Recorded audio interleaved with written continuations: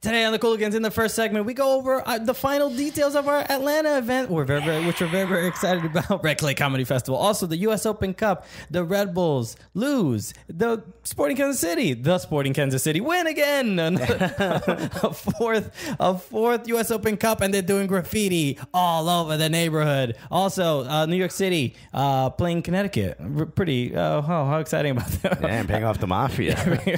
And the Belmont bid. Will NYCFC play in Long Island? Nobody wants it. Well, some people they're suggesting that they actually do want it. No. Also, Jazzy's artist. What position Jazzy's already plays? Whatever Ziggy tells him to. In the second segment, man, we talk about all the different games. We talk about the Whitecaps still at the top of the West. Nobody cares. No one's talking about them. We do, baby. We talk about RSL, and oh my God, boy, is that printer working. We talk about Portland and Orlando. Valeri, is he the MVP? He's gotta be. He's gonna keep scoring. Even in games he's not even playing, he's scoring. We talk about Atlanta versus Montreal. We talk about Villalba, pure rage that comes out of him whenever he's on the field, and the pure rage that comes out of Joseph Martinez when he doesn't score. And we talk about a lot more, that and a lot more, which I already said, but what doesn't matter because we're going to talk about so much on this episode of the Cooligans!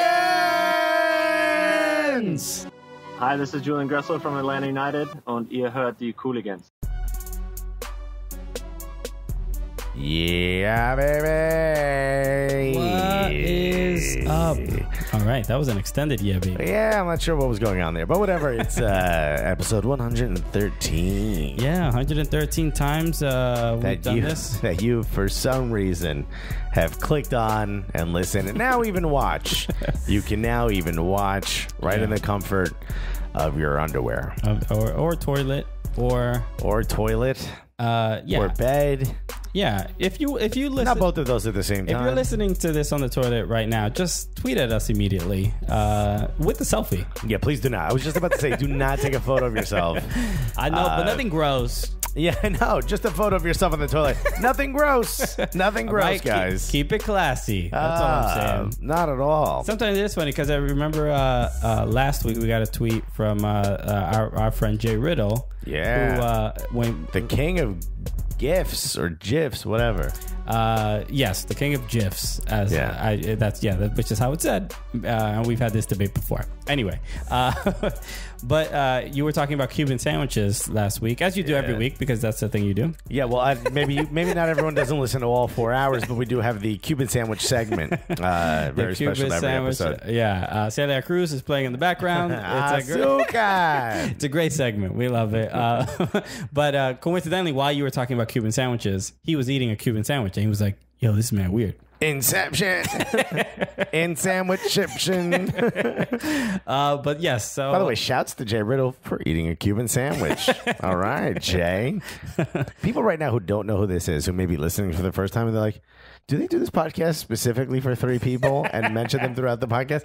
Kind of. This is like there have been they're sort of like cast members of the show now. We do have extras. They're like they're like recurring characters. Well, you know what they are? They're like the wacky neighbors. Yeah. If we're a sitcom, we have wacky neighbors. We have wacky neighbors. But right. You know what happens sometimes with those neighbors? Yeah. They get killed off. Oh yeah, they do get killed off. So who knows? You know, you got to tune in next week. Or in some cases, like Tropic Sounders, they can't be around when the kid actors are around on the show. They have to leave. But there's legal issues. The legal issues. Yeah. Not our fault. It's the law. Right? Our hands are up.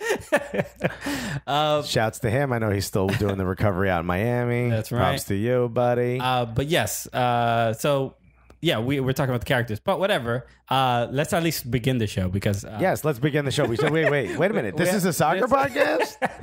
I thought this was a podcast about asking people on the toilet to take photos and send it to us. Thank you for listening and dealing with us for the first 2 minutes of the show. But this is... We like to give you a little insight into what's going on in our lives, and clearly it's worth it every time. This is the Cooligans podcast. This is the gulliest soccer podcast in the country. All right, usually I say that, but thank you so much for getting on board with this. That's it. I got it tattooed on my body, and that's it. It's on the small of his back. It is little tramp stamp. My little tramp stamp. It was totally worth it. So my name is Christian Polanco. Yeah, and I'm Alexis Guerreros. There's a lot of things going on, but we do have to because we are you're hearing this on Wednesday. we are 1 day away from our event in Atlanta. Oh man, I'm so excited. Yeah, so we're going to be at the Red Clay Comedy Festival. Again, we've mentioned this a lot, but we have a couple new listeners. Yeah, we do. That we've probably from Home Before Dark and Soccer Down Here that we just did, and of course, Mouths of the South. Yeah, that's right. So it is. So welcome new listeners in Atlanta. We've been doing a little Atlanta media tour. Oh my God, we've been doing a press junket. A little podcast press junket. Those exist now. Yeah, man, that's part of what we do now. And we've just been trying to make sure that people know about this awesome event that we're doing at the Red Clay Comedy Festival. So if you're listening to this on Wednesday or Thursday, you still have time to go. Not a lot of tickets left, so hopefully it's not sold out. If you do want to buy tickets and you do see that it's sold out, tweet at us, message us, do something, because I believe the venue has the ability to add a few more seats. Let us know for sure if it's something you want to do, and we can sort of make that happen. Yeah. And we can effort that, so please let us know. I know we're really close to selling out, which is absolutely awesome. Thank you so much, Atlanta, for the love that you're showing us. We can't wait to meet some of the guys that we've talked to that host these podcasts, or some of our fans out there, just some of the people that are tweeting at us, everyone who told us to go to Claremont Lounge, which if you live in any other city you don't know, it's apparently a strip club for old fat ladies. Those are the strippers. Only old fat ladies are allowed to go in. No, those are the strippers. They're the only ones that are allowed to take their clothes off. So I can go? You can go. Yeah. It's exciting. We're definitely gonna do it. We're gonna go. Very forward thinking, Atlanta. Something like that, or maybe too far back thinking. Getting some baby boomers up there. Yeah. You think baby boomers know how to twerk? Yeah, we're about to find out. They can either make their ass clap or break their hip. It's one of the two.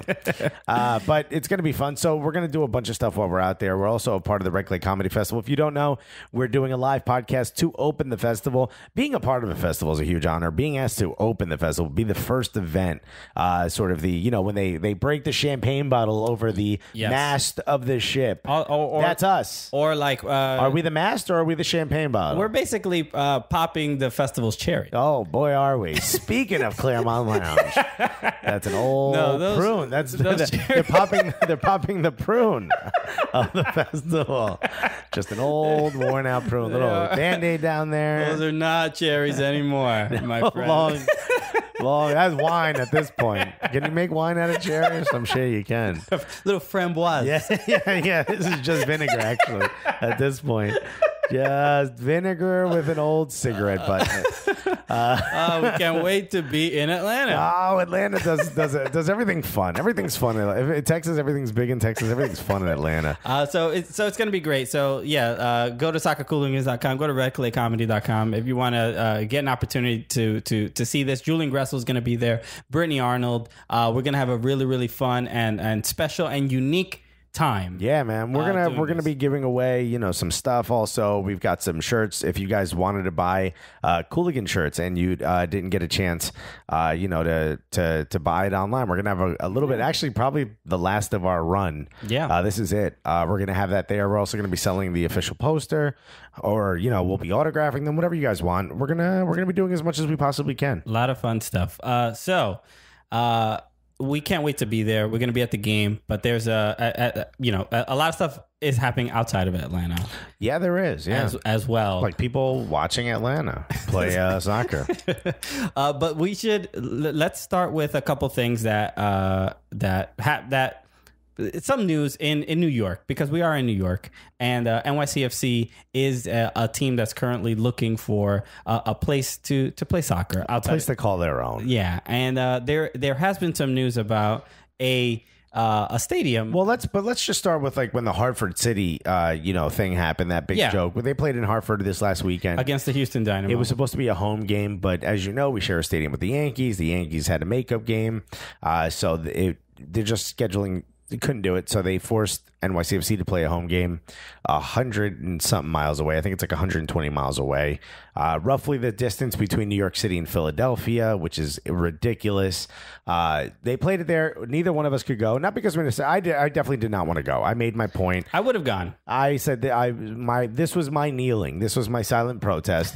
I was not going to go because I didn't want to give them the idea that putting a stadium outside the walls of the 5 boroughs that we have here, outside of the 5 boroughs, there are walls. walls. There are walls. We're not allowed to leave. Actually. No, remember, Trump is from Queens. He built the wall before he even thought of the one on the Mexican border. But I said no. I don't want to give them. I want them to know, even if it's just my seat, that not every seat will be filled if they do build outside of New York City. For those of you who don't live in New York City, it's incredibly hard to get anything built here. There's a lot of people that are that will make sure that it doesn't happen in the form of community boards, and local residents will just argue and complain and feel like their rent's going to go up, which is a huge issue here. All things that we're all very sensitive of. But the goal of calling yourself New York City is to build within those 5 boroughs. Staten Island, of which has ample space that nobody wants. So Oh, you have all the space in the world? Oh, no thanks. Yeah, no. We're gonna try really hard to get it into Queens.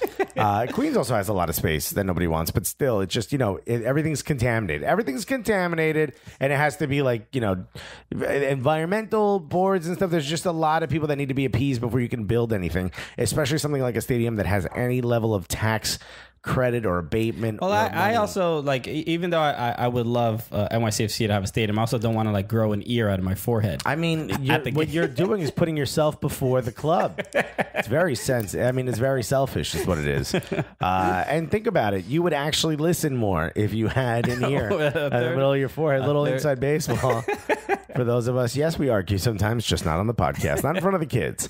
But I was upset and I didn't want to go. You couldn't go also. We both had shows that night also. We wouldn't have been able to go anyway. Yeah, I would have gone if I didn't have a show that night. But after watching the game and seeing about the little over 10,000. Little over 10,000, which is not that many. And they also... That was terrible. Yeah, it's not good. Yeah, and the cameras were pointing at the sun side where no one was sitting. Everyone was sitting. So it looked disturbingly empty. That's right. Yeah. Everyone was sitting in the shade behind the camera. Move the camera. It was a little frustrating for a lot of the fans, especially. It's like they made that big commute, and the game just ended in a 1-1 draw. It would have been terrible. They played lazy as hell too. Yeah, it was also very hot on. Yeah, incredibly hot. Yeah, is this what fall is now? Is this our life now? Is it? I mean, just hurricanes every 3 days. And when we were young, we used to make fun of the people who were like, the slutty this costume for Halloween, the slutty that, because you're like, yo, it's freezing outside. You wear that now. Yeah. That's the best option. I might be a slutty firefighter just because it's so hot. I'm just going to walk around in a tanga. Yeah. With, instead of air on my back, it's going to be water. It's going to be one of those backpacks that only white dudes have. Camelback. Camelback. Yeah. With the straw. The straw. Yeah. That you bite down and. Yeah. I always thought that was booze. It's actual water. What are you guys doing? I mean, you can put whatever you want in there. Yeah, I always thought it was booze. I thought it was built for booze. People are like, it's for camping. I'm like, why would you need... If you need to carry backpack in a straw... if you need to carry water in a backpack that has a straw that goes right to you, you've made a mistake. You've camped too far. You've camped but too far. But you're not a camper. You're not into camping. What makes you think I'm going to answer that in any other way besides, yeah, obviously I'm not a camper. I've been camping. I've been camping many times. And every time I'm doing it, I'm like, what are we doing? Yeah. We're 5 minutes away from a hotel. Your hands are too soft to be a rugged dude. That's sensitive, son. Look at this. I'm very sensitive. But on top of the... I'm dry right now. On top of the issue of playing a home game in Connecticut, that was a big problem for a lot of people. But news came out about a possible stadium site. Well, the reason I brought that up is because Patrikoff, the president, came out and started being a bit more vocal about these areas. Yeah, John Patrikoff. Yeah, John Patrikoff. JP. As we JP. Old JP. So Lil John was talking about. They became a bit more vocal about all the different potential sites. Yeah. Because I think they saw the fan backlash. Oh my God, is this a test run for a potential, outside of the 5 boroughs stadium? And he was like, absolutely not. There's no chance in hell. Well, here we go. That time I said no chance in hell? Well, like a little bit of chance in hell. just a small chance in hell. And legitimately in hell too, because it's Long Island.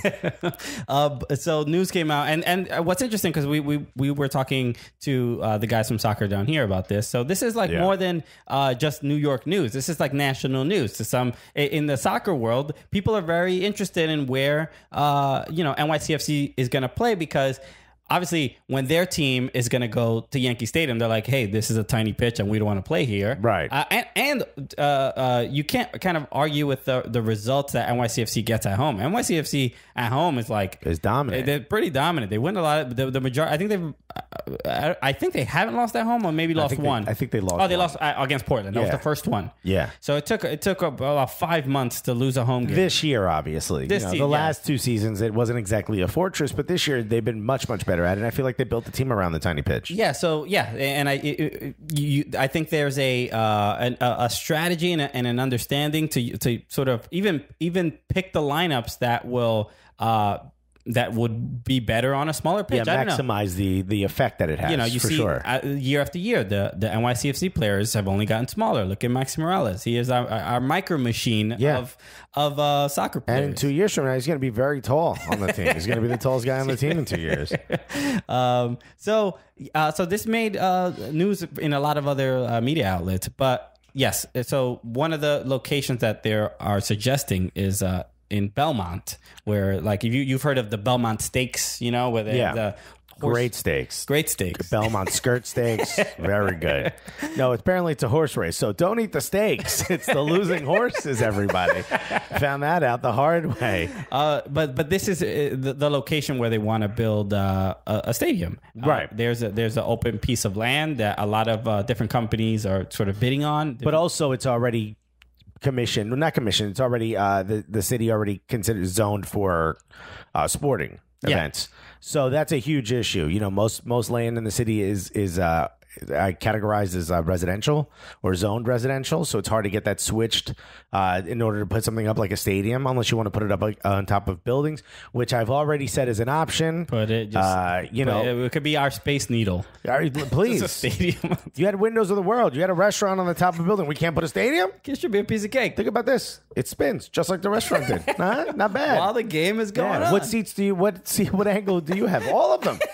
The seats spin around the stadium. It's amazing. That's that's the future. Come on now. Who wouldn't want to go? There's not a bad seat in the house. Yeah. Also, I'm vomiting uncontrollably. Yeah. Also, very dizzy. The vertigo sucks, but the game is worth it. The quality. It's hard to talk to your fans. But this has been a big a problem because a lot of even me personally, it's like the idea of going to Long Island to which would be like, also makes us vomit. the vertigo. I'm getting vertigo already thinking the Long about Island it. Railroad. Oh my god!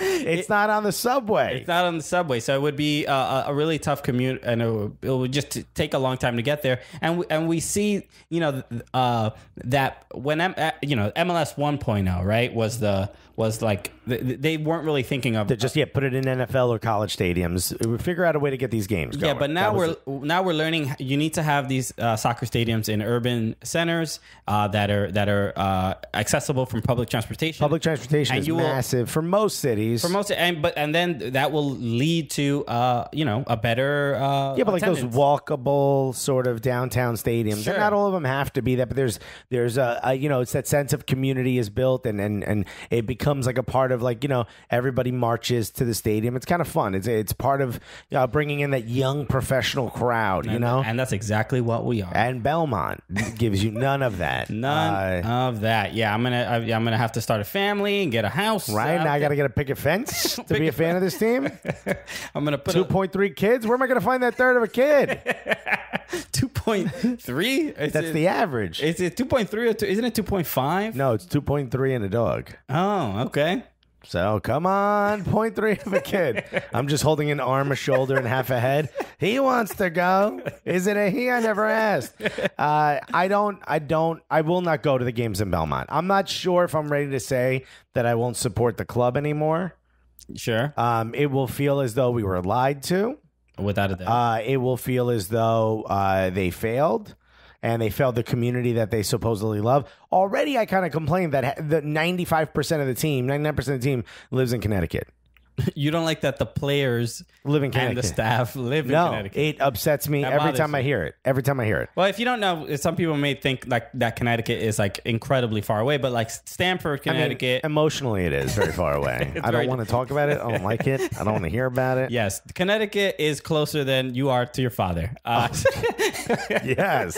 Who? I'm just gonna go cry real quick. But no, There's like a piece. There's like a penis that sticks out of it that juts into the city. They could. I mean, there's no other way to put it. It's like a little handle. there's a million ways to put it. So let's just be clear about that. There's so many different analogies, metaphors. Well, if you consider that that's where all the finance money is, I feel like my metaphor is way better. Okay, yeah, The Big Short. Yeah, 100%. Well, it's not so short. But yes, There's literally like a piece that juts out into and almost touching the city. What normally would have been a part of New York City, but I think they wanted, or New York State, but wanted, I guess, cheaper taxes, so it moved over to Connecticut. But it's like a place like Fairfield, Connecticut, and Greenwich, Connecticut, all the big money. That's where they all go, right? yeah, and that's fairly close, especially to the Bronx, So, especially to Purchase, which is where they are, where they train, so, which is above the Bronx. but that bothers you that they're. You want them play to be, for New York City. You want them to be in Williamsburg and just commute? Yeah, yo, they should be like rooming. They should have roommates. They should all be each other's roommates. You should be a part of the city. When you go home, you should be walking through the city that you represent on that field. That's just how I feel. I don't care. You can be mad at me. But you don't say that to like NFL players, NBA players, because you expect they them don't to have live in mansions. they don't have the connection to the community that soccer players do. Really? Okay. NFL players, they don't care where they play. It's just the jersey. They're all just franchises. Soccer is different. You're wearing the city name on your chest. You play for the club that represents that city. It's different. The owners are the only ones who care about in other sports that really care about the actual city itself. If you're in a big market, maybe the players sort of attach themselves. Like Porzingis is doing that with the Knicks. Sure. He's trying to become a bit more of a seen and noticed in New York. He's come out to NYCFC games, but in soccer, it's different. You're part of that community, right? Everyone's like, "Oh, anti-modern football," right? That was that nerd comic thing. You were like, right? Like, no, comic, you need to be a part of. I hate the modern and everyone's buying everyone. That guy, right? That's because you're supposed to be a part of the community. That's what a soccer player is supposed to do. If you lose a game in New York City and then you go home to frickin' Greenwich, Connecticut, you want people just angry at you on the subway ride back home? You should take the subway. You should 100% have to take the subway with the fans. Oh, only if you lose. Only if you lose. You know what you got to do? You got to do the same thing we're doing. You got to sit on the subway for 45 minutes. Yeah. And, of course, they only had one extra train because, God forbid, you get everyone home in less than 45 minutes after a match. It only takes an hour and a half. I just imagine David Villa just holding on to the bar. And Maximo Morales is holding on to David Villa's leg. And everybody's like, yo, David, what was that pass in the box, man? Just take the shot. Come on, dog. Why are you going so far midfield to grab the ball? And he's like, I would like to just go home and my family is here. You're not allowed to take a car. You're not allowed to take an Uber. You got to take your ass home on a subway. And if you live in a city that doesn't have that, you got to go home with a family. A family has to drive you home. So like if you're in Atlanta, they don't have subways. You got a carpool. You now got to go home. You got to sit in the back of a minivan with a family who came out to see you. And you get no orange slices. No, none. Zero. And they're like, hey, kids, anybody want chocolate? David is like, I would like a piece of chocolate. No. No chocolate for you, David. You did not earn a chocolate. How about anyone who didn't miss a shot that in this card gets a piece of chocolate? How's that sound, David? Please, can I have chocolate? Oh, man. But that's an interesting question. I think we have a new character on this. David who wants a piece of chocolate. That's a new character on the podcast. Please, un poquito de chocolate. Just a little. Can I have? He's on the phone. He's like, but they don't want to give me the chocolate. What am I supposed to do? This is not right. I am David V. I have a Rolex. This is not right. Can I give them the Rolex for a piece of chocolate? The chocolate doesn't even look that good, but I want a piece of chocolate. I'm in the car. That's a fun character. It's a fun character. Do you want a chocolate? Yeah. And by the way, he's in a car, so that character can go anywhere it wants. We didn't even zip, zap, zap our way in there, huh? Are you guys impressed? But it does raise a question. Just you just saying about the role soccer players play for the community. You're really saying. I mean, there's a couple of things. In my opinion, I would love. And I was thinking about this the other day. I'm a Knicks fan. Wouldn't it be awesome if there was just like a Knicks supporters? I don't even know if there is we talked about this like the third episode. Yeah. Actually, there should be supporters groups for the Giants and the Yankees But and the Knicks. There's definitely the culture of those other sports is like definitely NFL is like tailgating. That's like the thing. But there's not really No, but even in the stadium or in the arena. Sure, but it does raise this question because like I don't know what the role like the millionaire players that play like in the Premier League in La Liga. I know that they are part of the community. I don't know exactly how much. They're not incredibly a part of the community for sure. Because they're so rich, they don't have to be. Is it because MLS players make less money that they should be more a part of the community because they're essentially their like pay scale is equal to like a lot of other people in the stadium? I don't know if it's necessarily just that. I don't think security is a big issue for them. Yeah, they're much more anonymous than so I don't know that like maybe Harry Kane can't walk around Tottenham. You know what I mean? Sure. Maybe Mesut Ozil can't just freely walk around London. You know what I mean? Yeah, but I mean because it's like paparazzi crazy. I mean, yeah, that's what I'm saying. Like there's a security issue for them because it is a bit more of a rabid fan base. We've all seen the photos of Andrea Pirlo just randomly walking down Fifth Ave. Sure. You know what I mean? Like they should be much more of a part of a community because they do get that anonymity here, and they do get the ability to just be a local. Let's be honest. When Dax McCarty played in New Jersey, he lived in New York City. That is true. Why are y'all represent New York City? Why y'all living in White Plains which is not New York City, or why are you living in Connecticut? It's not fair. It's not fair to whom? It's not fair to us, the fans. They should be a part of this community. You don't just come in to sign autographs. Get your ass over here. It's weird. I mean, I feel like it's a weird. Weird as a cop out demand. I mean, you think it's unfair? The idea that for the people and all right, like let's pick a city that maybe doesn't have, like, I guess Seattle, right? You don't necessarily have to live in Seattle proper to be considered part of Seattle, right? Like Chicago, there's Chicagoland, right? Yeah. Like someone like a Drew Connor, who we spoke to on the last podcast. Yeah. He grew up in Chicagoland. That's what they call like the small suburbs that were created around Chicago because Chicago was so big, right? There were so many people. That's considered to me a part of the community. He comes from the community. He's there. Guys like James Sands are from this area, right? They came up through the academy. They're going to live in New York City. Because they're from New York City. Yeah. If you play for New York City, if you play for the Chicago Fire, you should live. Look at when we spoke to, Bastian Schweinsteiger and Nikolic, right? They live in downtown. I know they're rich, and I know those other players do, but everyone else lives in that area.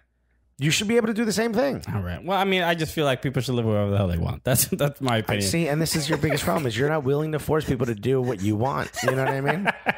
And again, we are. I don't love a player more just because he lives in my zip code. I wouldn't love him less or more. I just think it's a cop out to not live in New York City.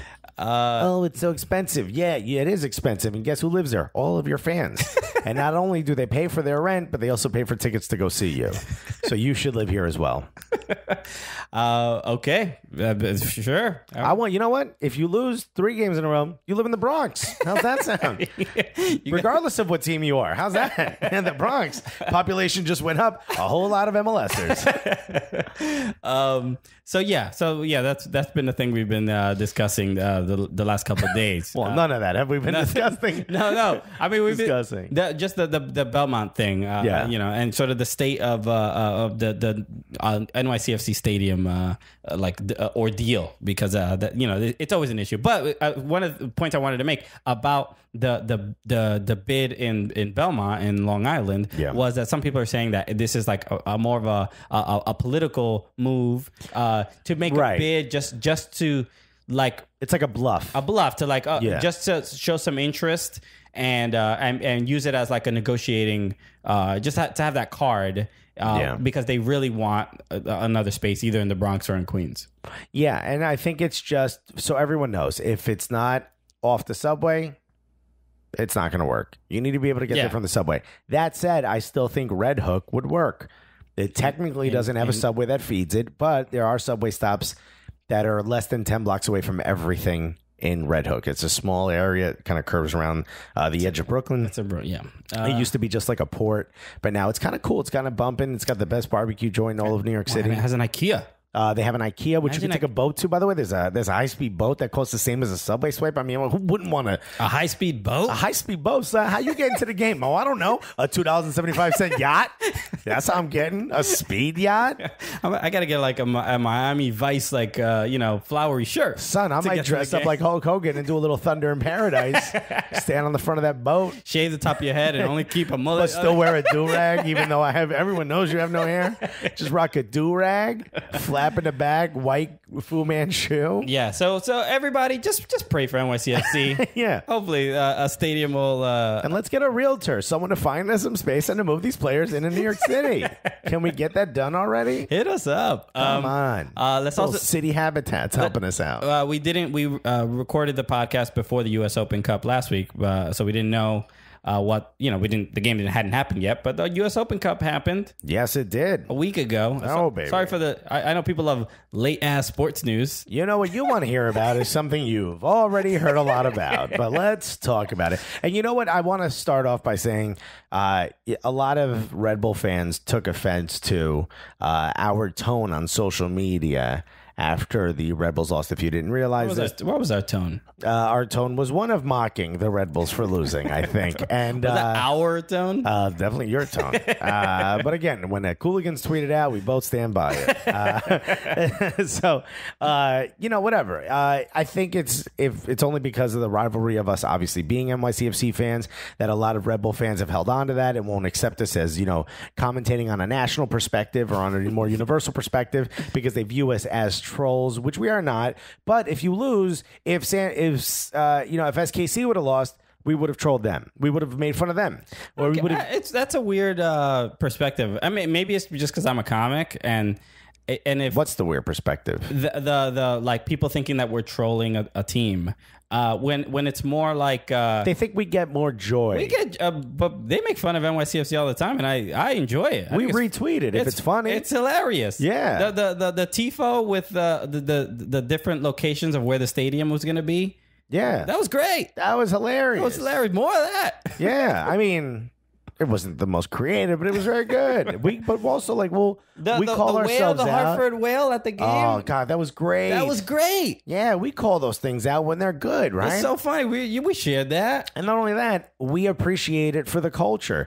If Red Bull fans didn't get after NYCFC, that there would be the rivalry would not be as great as it is. It needs to go back and forth. It can't just all be one sided, right? Like you guys beating us every single time, or beating NYCFC every the first few times we played. The first handful of times we played, that wasn't as much fun as it is now, where it's back and forth. Yeah, right. You never know what's going to happen when you walk into the rivalry, right? And you guys all still have that 7-0 in the back of your pockets. So everybody relax. And now Atlanta has that too. Yeah. Oh my God, boy, do they? Chile, Atlanta, and Rebels. Just if you're wearing red, you're going to win 7-0. The Crips need to do something. But. We retweeted, we turned, there's Crying Jordan, very famous, Crying Michael Jordan. Crying Jordan, yeah, that was. But also now Crying Sasha Kleshtin. No, we didn't retweet that. I made that. You made that? Yeah. Yeah, that's what I meant. I'm saying not retweet. We made that. Yeah, we made that. Right? And we tweeted it out. And all of a sudden, Rebel fans started to go through our catalog of videos and tweets and respond to things in a very negative manner. Oh, I didn't see that. And very condescending. Like one thing was, is Mercedes-Benz the new Azteca, which I think at that point was the last video we had uploaded. Yes. So Red Bull fans started tweeting it out going, no. That was like, you sure showed us. Burn. But then what are you? I know you are, but what am I? yeah. Rubber, you're glue, and fuck you. Oh man, I'm telling my mom. Yeah. This isn't fair. But someone's like, it's only been open for 2 weeks. It can't be. But I was like, did you watch the video? Because you just agreed with us. So I put, so you agree with us then? And the guy goes, no. And I go, yeah, watching the video. He goes, I'm not watching the video. I go, you just retweeted it for us. Like you're helping us more than watching it once. And then the guy's like, I'm kind of busy, but I will get around to watching. Like now we're friends. It's the most ridiculous thing to go back and try to bombard us with negativity. And a couple of our videos had dislikes that didn't have it before. Fine. I mean, You still clicked on it. I could care less. Yeah. But it's odd. Maybe it isn't clear that we're comedians. It's because that's the only thing I can think of. It's like I don't it's think like, it matters to some people. They're all jokes. Like just watch the damn thing, and we're laughing about the whole. Whatever we're posting, is the intention of it is to be funny, not to be divisive in any or way. hurtful. We're just being idiots. We're not something stupid like the president. We're just comedians. Okay, we don't talk about politics like our piece of shit president. We do not. We would never want someone who loves that pile of garbage that sits in the Oval Office to ever listening to this podcast think that they can't be a part of it just because they love someone who's just a flaming pile of turd. You know what I mean? Exactly. All right. We are fair and down the middle. Right down the middle. All times. We want you to know that we're unbiased. Like, if you hate the president, cool. If you happen to love him, that means you're a terrible person. Still, that's fine. You know what I mean? But that's good. Well, we welcome all people. Right? That's what I'm saying. Like, you're all welcome to listen. Like a famous politician once said, there's many sides. Many sides. Good people. Good people on both sides.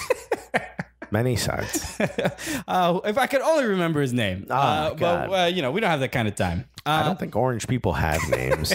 Anyway, we were talking about the U.S. Open Cup. The Red Bulls did lose this game 2-1. Congratulations, Sporting Kansas City, winning, I think, was this their fourth? Their fourth. U.S. Open Cup. Also, did you know they had this whole thing called Paint the Wall? They did. I saw that. I saw Matt Beasler, that vandal. That hoodlum. That hoodlum doing graffiti. Also, terrible graffiti. I mean, I don't know what you expected. I mean, I thought he was just if you gave out of everyone on that team, why him? Because he's the captain? I mean, sure. Yeah, that kind of makes some sense. You can't be like, all right, none of you guys know how to do graffiti better than me. Hey, who here has a criminal record? You're doing the graffiti. Yeah, come on, one of you guys. And Latif Blessing's like, why is everyone looking at me? Why is everyone looking at me? It's just, come on. Zusi, I feel like, would have had a bit more flair in his two. His zero looked like a donut you would throw away if someone handed it to you. Oh, but it was messed up. They should have put a smiley face in that zero. No, never. Jesus, all right. You're not allowed to do it either. Little heart above the one. I might just put 2017 right here on our wall, on our studio wall, and I'll show you guys. This was what the interesting part of this game is. I genuinely felt like all the media covering it, even MLS, from everything that they posted, they really created the narrative of we hope the Red Bulls win because they've lost so much. You know what it was? It was there's no story in Sporting Kansas City winning a fourth. There's no story there. The story is the Red Bulls have never won a final. Yeah. They've only walked away from finals having been the loser, right? Mm-hmm. So that's the story. What it in turn did was create this sort of powder keg of pressure for the Red Bulls that every time they were asked a question, they had to answer something akin to, do you think this one's the one?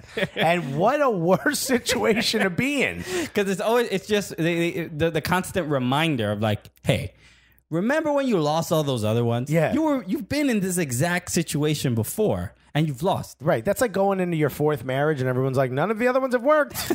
What do you think about this one? Yeah. You're like, yeah, this is the way you want me to introduce love into my life is by asking me about my previous failures. What are the odds here? We're betting on this one. So on this marriage. Giannis Papas, though, had a great bit once. Mm-hmm. If you guys don't know, Giannis Papas is very funny. Mr. Panos, great character. Marisa, another great character. He had a bit about you shouldn't give a gift. You shouldn't be giving gifts at weddings. You should be placing bets. Like if you bet on how long that relationship's going to last. You're like, all right, look, here's $100, here's $150. I'm going to say 4 years. If it ends before that time, you get your money back. Yeah. And the higher the number you pick, the bigger the amount. So you got to like 10,000. All right, I'm going to say 20 years. Here's $10,000. I get that money back. That's a good business. That's a great business. Vegas, Vegas could get in on I mean, come on. I'm all ready for this. I'm that guy who's got like the dollar bills tucked between his fingers like, come on, y'all. Yeah, I immediately bet on Kardashian and Fat Kanye. I'm saying, how long is this gonna last? Dude, shouts to Fat Kanye. Welcome to the team, buddy. God, doesn't it feel good? It hurts to get up. and sometimes it hurts to sit down. But I will. Laying down also can be tough Laying down, sometimes. not that comfortable. Standing up, definitely not comfortable. Sitting down, maybe. Depends on the chair. Get yourself a nice Burka lounger, nice lazy boy. And let me tell you something. Welcome to the rest of your life, buddy. All those nice pants that you make, you won't be able to fit in them, just like I can't. But you know what? You're going to be happy in them sweatpants, buddy. Oh, you're going to be happy. And all your jeans are going to be stretched now. But Kanye also, a lot of his clothing is like very, very flowy stuff. Yeah, he's rocking 90s like gym shirts. Everything he wears looks like he's just gonna go play basketball in the 90s. He's looking like a franchise boy. Yeah, he counts stacks in his white tee. But the game itself was pretty good. I was definitely It was a great game, and you know what's funny? Like people talk about the Open Cup isn't that important. The energy and the way these teams were playing, it was it seemed more fun of a game than MLS Cup final. Yeah, I think it had something to do with just Children's Mercy Park is just like a great. It's a great place to have a final. I mean, the fans were. I actually forgot that was the name of the stadium, and I was like, "What the hell is he talking about?" It's because of the Children's Mercy. But it was great, and Sporting Kansas City got off to an early lead, but the concern. I mean, there's a lot of people putting blame. They don't know where to put the blame exactly. Like some people on Jesse Marsch for the lineup for Ryan Miara as the keeper. Mara, what would you have done in that situation? Because for those of you who don't know, Ryan Mara was the one who was allowed to sort of have the cup competition. Yeah. Right? So he was the starting keeper for that, got him to the final. But you've got Luis Robles, who's the starter. And someone that Ryan Mara knows is the starter. It's not a surprise, right? He knows it. And Ryan Mara used to be the starter. In fact, one time he was being looked at by the Irish national team to be called in. He's a good goalkeeper, but he hasn't, usurped or, hopped over Robles. So Robles is the starter. You're going into a final, something you've never won. And Jesse Marsch comes out when asked the question and says, "We've never won a trophy. We've only won the Supporter Shield." That's not a trophy. That's not a cup. That's a trophy, not a cup, I think he said. Right? So they've never won a cup. This is it. This is your chance to win a cup. Right? All the wrongs of this season. And you allow Ryan Mara to start. Now, would Robles have won? Probably not. I don't think so. But there's also the case to be made that maybe Robles directs the defense a bit better. That is possible, but that was the big issue. The defense was horrendous. And and what's that new guy? Morcilla? What's his name? It's not blood sausage. What's his name? Murillo. He looked terrible. Well, the goal from Latif Blessing looked even worse because he's tiny. Because he is tiny. Yeah. And Murillo is much larger than him. Right. But more than anything, it's just like.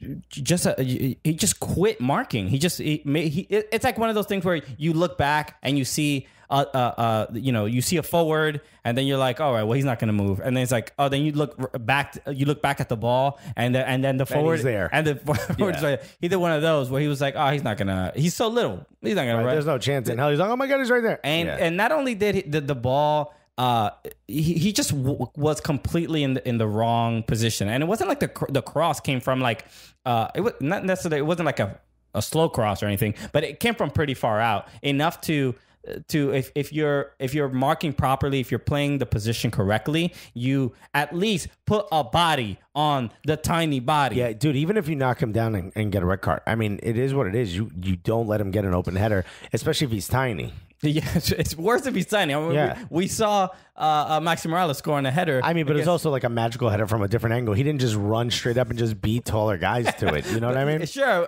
but it is who was it? Tyler Derrick, I think, is the keeper for Houston. He was playing way too close up. Like he was coming out thinking that Maxi Morales was going to head it into the space in front of the goal. Sure. He did not think he was going to go for a goal. So everyone's like, he was out of position. No. He did what most of us would do and go, well, that guy's clearly not going to go towards goal. There's no chance. He's 4'11", and he's at a very odd angle. He's next to the goal, not in front of the goal. He's going to head it into space back in front of the goal, and then it's going to come directly at me. It is it's just way more noticeable when a tiny man scores on a header. Oh my God. It's just no idea. it's just like it's a goal's a goal. They're worth the same Hurts every time. They're worth the same amount of points. Hurts every time. Hurts a little more. It's a little more when the dude is just a little above 5 feet. Yeah, when the guy can't get on any rides at Action Park and scores a goal on you. and scores a goal on you. You got your fill. You're gonna remember that one. That one's gonna hurt at the end of the season when you look at the highlight package. When he needs to get stuff from the cupboard that's too high up, you're gonna feel a little bad. Right. When David Villa can do one of these to him, where he just rustles his hair or gives him a little noogie, that's probably not the guy you want to score a header on you. And Latif Blessing and Maxi Morales are both those guys. Yeah, Latif Blessing is a little bit taller. But would you have, if you were in the position of Jesse Marsh, who would you have started in goal? I'm comfortable with Ryan Mara. Is it me? I say Miara, but it's Mira. Mara, right? Mira. Meara. It might be Mira. Ryan Mira? I don't know how to pronounce it. It might be Mira. Okay. Like the way people from Long Island say mirror. Mirror. Look in the mirror. I don't feel comfortable saying that, but I understand if that's Nonetheless, I think it's a massive mistake and terrible for his confidence. Well, I would say both goals were totally not his fault. Not his fault, but he's not. The second goal, he probably could have done better, but still not his fault because the record books won't remember any of that. The record books are going to remember that he lost it.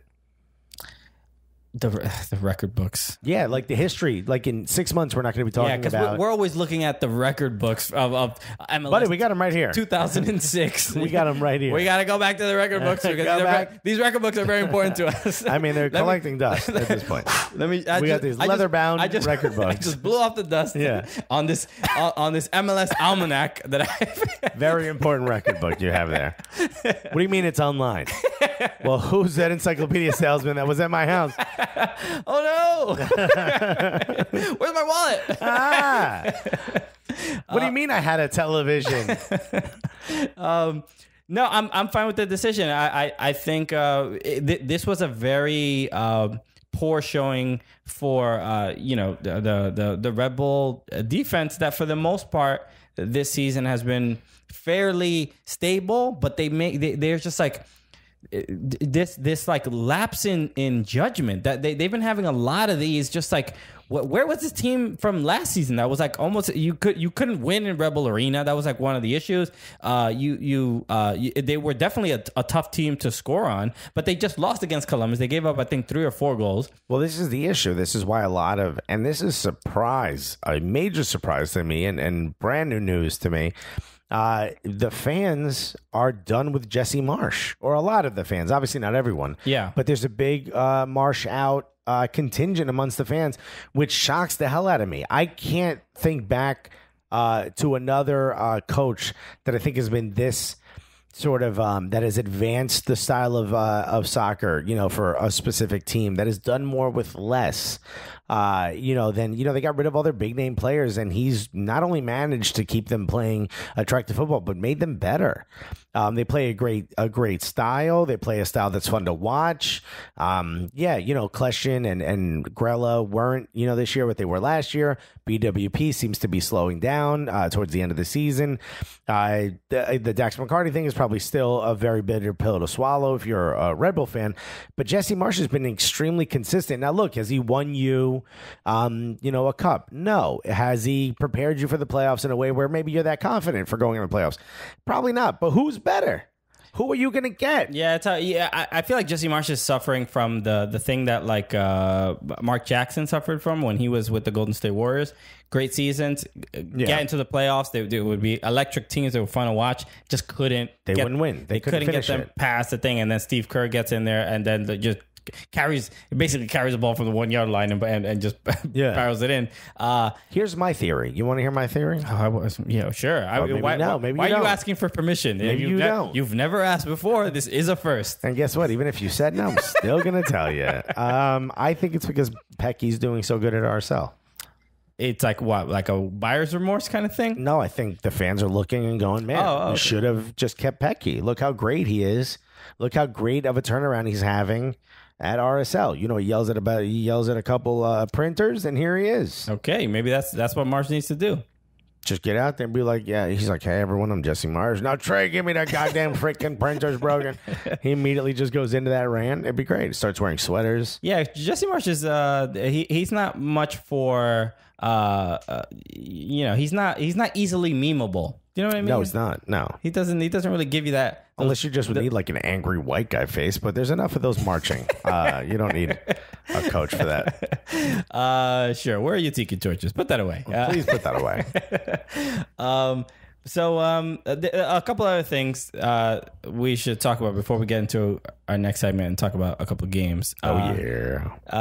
Giazzi Zardes, who is a guy. He's just on a bad team, and he was recovering from injury, but he's also not playing well. But he's also on a bad team. He's also on a very, very bad team. But he's part of why it's bad. I mean, yeah, of course, yeah. He's one of the reasons why it's bad. Everyone is contributing or not contributing. Whatever the opposite of contributing is. Yeah. You could say contributing to the how poor it is. Emotionally sucking the energy out of, I think, is one of the ones that you could use. But oddly enough, Siggy Schmidt, and this probably is, I don't know if this is like a very MLS thing, but when the team is losing and they have no real chance of the playoffs and it's a poor season, you can kind of experiment a little bit. In other leagues, you're in a relegation battle. So there's no, let me try some stuff out. No, it's just like, we need to win. Hey, Latif, you want to be goalkeeper?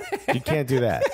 MLS, yeah. Latif MLS, you're like, yeah. If Sporting Kansas City were having a bad season, it'd be like, Latif, look. Or even now that they're like, they're winning. You know what I mean? They're like, we're going to the playoffs. We got 2 games that don't matter. Latif, get in goal. Look, we only even have one glove. The kit man, he's gone. He's already out on vacation. You want to hear something crazy?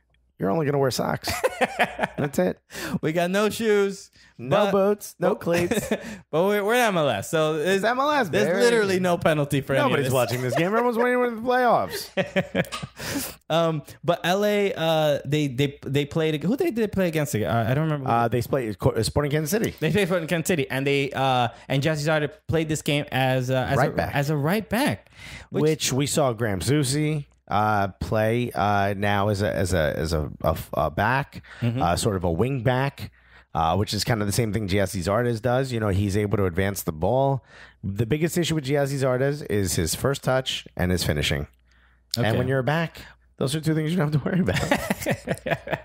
Sure, yeah. I'm like, those 2 things, I'm like, those are very crucial to they seem important. Being good at soccer. Yeah, especially if you're a forward. But it's clear he's not a center forward. He's just not. No, he's definitely not a center forward. I mean, he's a right wing kind of guy. Yeah, he's very good wide. But he's just like Kanye. And me. Sure. What is it? 44, 46 wide? Jesus Christ. I'm asking. I don't know what Kanye wears. I don't know what you wear. I'm just Jesus. It's coming from some guy who wears 18 wide. I'm a very narrow very narrow man. He's a damn near a size 0, this dude. Proud of it, girl. Everyone's like mad jelly now. My thigh gap is killing it right now. Oh boy, is it. But yes, Giazzi, I know last season he was injured. He came back, he missed like a third of this year or something. He missed a couple games before he came back, and he's just never really been the same guy. And you sort of notice it, especially one-on-one, which is that's not necessarily his strength, right? But it's been like bad. He's just like he's not getting by anybody. He's not super creative. And the strength and just force that he would use to dominate some fullbacks is almost non-existent. It's non-existent. And it's shocking to me that he played all 90 minutes, that he agreed to play right back. It's shocking to me that this may be a better position for him. It actually reminds me. But wouldn't it, before you continue, I don't want to interrupt for no reason, but wouldn't it be weirder? Why? Because that's what I do. Wouldn't it be like if we were having the conversation of, Siggy Schmidt asked Zardes to play fullback and he said no. How would you would be like, what, are you not a team player? No. I feel like that's the attitude a striker should have. Oh, okay. You know what I mean? Like a wide receiver in the NFL has to be the cocky one. A striker is supposed to be the cockiest one of all. You know, one of the main reasons why Thierry Henry left Juventus, besides the fact that he wasn't getting a lot of playing time, is because they wanted to make him a left back. Okay. They tried to make him a left back. Could you imagine Thierry Henry not a forward? I cannot. I mean, it would the statue wouldn't exist outside of No, it wouldn't. It would be him sliding. It would be him like boxing out. You know what I mean? Like that's not what you want to see. Yeah, it would be. That's what I'm saying. Like as a striker, you're supposed to be the guy who says no. Now I kind of agree with you. He probably wouldn't have been able to say no, and he probably would have had to been a team player. But you wouldn't, and I think even Siggy Schmidt came out and said, like, you know, he handled a very tough situation very well. So from all accounts, it's not exactly like he was like, oh, thank God. Yeah, you know? It doesn't seem like it's a permanent thing. No. But maybe it should be, though. Who knows? I mean, he would need more time at it. They did lose. LA did lose the game, as they, of course. Why wouldn't they lose? They're LA. They're LA. Yeah. And Giassi's artist is not going to change. The goals allowed average. Everyone knows that I think the best thing to do when a new team is coming in with a bunch of incredible marketing and a stadium in downtown and, super famous people that are owning it and super famous international players already being signed, what you're supposed to do is tank the season so you lose all your fans and help them out. Yeah, just lose every game. Yeah. What are you trying to win the games? No, here's what I'm going to do. We're going to hire 2 coaches that have failed. And on top of that, we're going to take one of our fastest players and put him back there where he can't score. How's that sound? Exactly. So let the market decide how quickly we ruin this team. Yeah. So far, it seems to be like pretty quickly. Within a year, they could fail. So I don't think it's going to be a permanent thing. And I'm sure Jazzy's artist is hoping that. But I do imagine the scenario of, of him saying no, and if that would have gotten out. That is a very people would have kind of lost their minds. I don't think so. He's not supposed to be a right back. No, in his head, he's supposed to be a striker or a forward. Maybe. So I don't know. That's what you do. I think you man up. It's a little. You say, "Nah, son." Yo, Siggy, cut that noise. Yo, Siggy, can I talk to you outside right quick? Here's why you hire me, man. But it is, those situations when your boss is like, "Hey, I'm gonna need you to stay late." It's like if you say yes and you don't want to do it and then you're miserable, or you could say no and then I was like, well, now Jazzy's the guy who doesn't want to stay late. Yeah. So it's like a lose-lose situation. Well, it's not, because retaliation is illegal, right? So they can't retaliate for you saying no to do something that's not in your job description. So folks, remember, if your boss asks you to stay late, you can say no. And if you think he's getting back at you and giving you bad shifts or whatever, go talk to HR or go talk to someone who's in civil rights. Okay, so we'll during the break we'll post the number for the ACLU. Yeah, come on! Don't let them bosses get at you like that. They could keep their asses late. They're the ones getting paid more. Report Siggy Schmidt for playing someone out of position. Giassi's like, I think he did it because I'm black. Just make it a whole racial thing. Yeah. Hey, look, we got to do what you got to do. You can't. It's not personal. It's business. Anyway, let's get to our second segment. We're going to talk about a bunch of games. And real quick, we brought this up at what was the podcast we just did? Soccer Down Here. Yeah, we mean it. NYCFC, pay off the mob. Okay, that's how you're going to get the stadium. Pay off the mob. I live in downtown Brooklyn. I see these guys walk by all the time. If you need a warm introduction, I'll make it, okay? Look, Patrick Cuff. I know a guy. Yeah, Patrick. I know a guy. My cousin is friends with the guy. Look, he can solve all your problems for you. I'm not saying this is going to happen, but allegedly, if you were to leave an envelope with a lot of money, I know a guy whose hands are like sausages that would pick up that envelope, and maybe things get done in your general direction, in a way that I think you would find favorable. Exactly. Also, are you wearing a wire? Yeah. Now, these 3 guys, all named Tony, are going to pat you down, probably a little rough. And the one who's shortest, I think he's going to touch you somewhere. But we need to make sure you're not wearing a wire. Obviously, we got to take the precautions. All right. And also, we're going to start construction. And here's a photo of your family having a barbecue. We knew where you lived. But we do. Look, that's just how business gets done in the city. So just so you know, this section is going to be called the Salumeria section. Okay. And you're only allowed to sell fresh mutts in this section. Oh, God. I mean, get it done. It's New York City. Okay. They'll have cement trucks there within minutes. Are you kidding me? Where do you want the stadium? You want that thing on 34th? It's just right in Times Square. Yeah, come on. Get rid of the TKTS booth, and get that right there. That's right. You will have your stadium. Giuliani's not in office anymore. They're back, baby. It's a new era for the Mafia. A resurgence. Yeah. as they say. Come on. All right, guys. Now that we've Pirlo's president.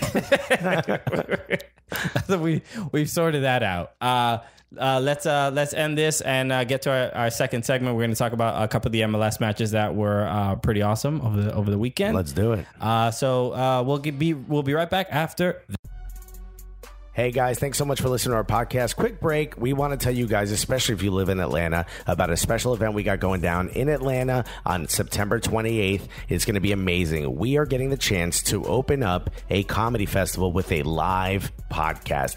Oh man, I mean, I'm super excited about this. Yeah, me too, Alexis. Oh wow, I can hear it in your voice. Well, this is a huge honor for at least one of us. And one of the coolest things is it's not just going to be us. We're going to have real special guests. We're going to have people that you may be cheering for every weekend. We don't know. We're not ready to tell you who. A lot of surprises. Yeah, but there's going to be awesome. There's going to be a lot of stuff to do, and it's going to be an absolute honor for us to be a part of this. It is a soccer comedy podcast at a comedy festival. There's never been done. Never been done. Literally never been done. So come to the first event of its kind at the Red Clay Comedy Festival, and it's going to be insane. So September 28th, all the details will be available very, very shortly. Just make sure you get on our email list. Go to soccercooligans.com and get on our email list. You'll see an option right at the bottom, or it should pop up right at your screen. Put your email in there, and you will be the first to know how you can get tickets to the Cooligans in Atlanta live podcast. And we're letting you know now the seating is very limited, so be a part of that email so you can make sure you get in and be a part of the first of its kind. We're actually opening a comedy festival with a comedic soccer podcast. Can this work? We're about to find out, Atlanta. Put yourself on that email list and be there. Yeah, baby. Welcome back. And we're back. So, Major League Soccer. You heard of it, Alexis? No, never have. School me, son. Okay. Major League Soccer is this... the best league in the world. It's the greatest league in the world. Already know it. Controlled by the Emperor Alexi Lalas. Well then, it must be very exciting and quite controversial. Controversial. Not controversial. No? No. It's 4 times as much. It's the controversial. But no, there was a bunch of games, and we should... there's a couple of things, a couple footnotes that we should at least... discuss, and we should start with Patrick Mullins. Speaking of 4, Patrick Mullins. Wow. Little Marv Albert for you. Yeah, very good. Yes. 4 goals. 4 Quantro goals. Not many of them did he really create himself. No, that's he had a great free kick. Quick. Jeez, what's going on with me today? The Q's. No, Q's getting you, buddy. QWs. My mouth is becoming a QWERTY. Quick is not quick is spelled with QUI. Yeah, I just want to make sure that you know how to spell the word quick. Well, I don't, but I quickly Googled it just so you didn't look as smarter than I did. Whatever. I'm not going to talk. I'm just going to say what I want in this situation right here, which is, look, he had 1 free kick goal. The rest of them are kind of poachers goals, but they're all incredible. I mean, that's always kind of been his game. He's more of a around the box kind of guy. I know a lot of NYCFC fans are like, oh, we trade him. He wouldn't have been playing this anyway. People are like, oh, we still have Kyrie Shelton. They play different positions. Sure. Yeah. Patrick Mullins needs to be up close to the goal to be able to do these things. And all of this, I mean, look, he's definitely got a lot of skill. A lot of NYCFC fans were upset because did you see Frank Lampard commented? On Patrick Mullins sort of the little advertisement on Instagram. He was the MLS Player of the Week as well. Yeah, Frank Lampard put class. So that upset a lot of people who are NYCFC fans. Whatever. Well, that's his buddy. You know, they're friends. Yeah, he came into the league with when Mullins was at NYCFC. It makes total sense.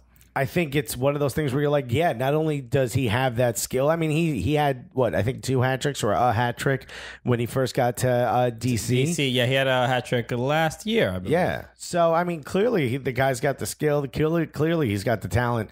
But, oh, my God, how has he and that entire team looked so much better once Paul Arriola got there. Yeah, very much. I mean, I think Paul Arriola assisted on 2 of the goals, but there is you see. You just sort of see that Paul Arriola obviously coming there in the middle of the season, towards the end of the season, and knowing that you're already on a sinking ship, like you can very easily not give it your all. Yeah, but Paul Arriola is still doing that, and DC United obviously they're not getting anywhere. Well, he also knows, like, dude, he's got paid. You know, he got bought for a couple mil. He can't just walk in here and be like, well, season's over, so I'm going to relax a little bit and then go on a nice vacation. Sure, but the other players seem to be doing that. That's I mean, they did that all season, so why would they change now? But he's clearly showing, like, look, let me show a bit of my worth. Mm-hmm. So next season, new stadium, big signing, American International. A lot of times, we have this argument, especially these later season games where teams are out of the playoffs and they can very easily, just not give their full effort. But a lot of times people will say, oh, well, to fix this, you can institute promotion relegation, and then everyone will matter, and then all games will matter. Exactly. Yeah. And but in this system that we do have, there's still promotion relegation for the players themselves. They can easily lose their jobs. Yeah. They don't have. There's no real sense of security, even if you're a professional MLS player, because you are. You're not really making that much money if you're on the lower end, and if you lose that job, quote unquote relegated, right? Your life will be awful. Yeah, your life stinks after that. Yeah, so it can be pretty rough. So there's still an incentive. A lot of times, that's sort of the question. Like, oh, is there really an incentive to play? For a lot of the players, there very much isn't an incentive. Yeah, and also there's their pride. I mean, I think we were talking to Paul Maurer over at the Pablo. DCS. Yeah, Paul Arriola. Which is the same name. Yeah. Technically. Pablo, and I believe it was him who had asked Dwayne De Rosario during a really bad season, saying, what do you think if the fans say it doesn't matter? And he was like, what do you mean it doesn't matter? Talk to the players. He slapped him right in his stupid face for asking a stupid question. And from that moment on, he was Paul ever since. He slapped him into a new name or a translation of the same name. So, clearly it matters to them. Clearly, look, they want to get paid as well. Players want to get paid. They need to play the games. They also don't want to be dropped. They don't want to play badly and get dropped from the team. So they're all trying to keep their jobs at this point, which is kind of what you want. You want that pressure anyway. But what I realize is people want promotion and relegation. They want single table. We don't have that, right? But the supporters created the supporter shield for the team that has the best season, right? Mm-hmm. The best regular season. DC United is definitely not winning that. They have a chance to win it in a few years. If you combine their points from multiple seasons, maybe they'll get They should lose points on that next season. They should start off -10, just how bad this season was. And dude, we might go to the final match at RFK. We've been talking about it. We might check that out just to sort of wish it a bit of adieu. But here's what I think. I think you and I should create an award that we hand or award to the worst team of the season. You want to physically give? No, we can just do it on the podcast. We will. There's nothing to protect us from giving this very. No one will welcome us. Mocking award. Who would welcome us into their club, into their stadium, into their locker room to award them a you're the worst team award? Because we are booking our trip straight to Los Angeles. I'm engraving Jesse's artist right on that damn trophy. We'll do it on a piece of stone, just like his first touch. But what should that award be called? What would the worst team of the year award go for? Like the supporter shield is for the best.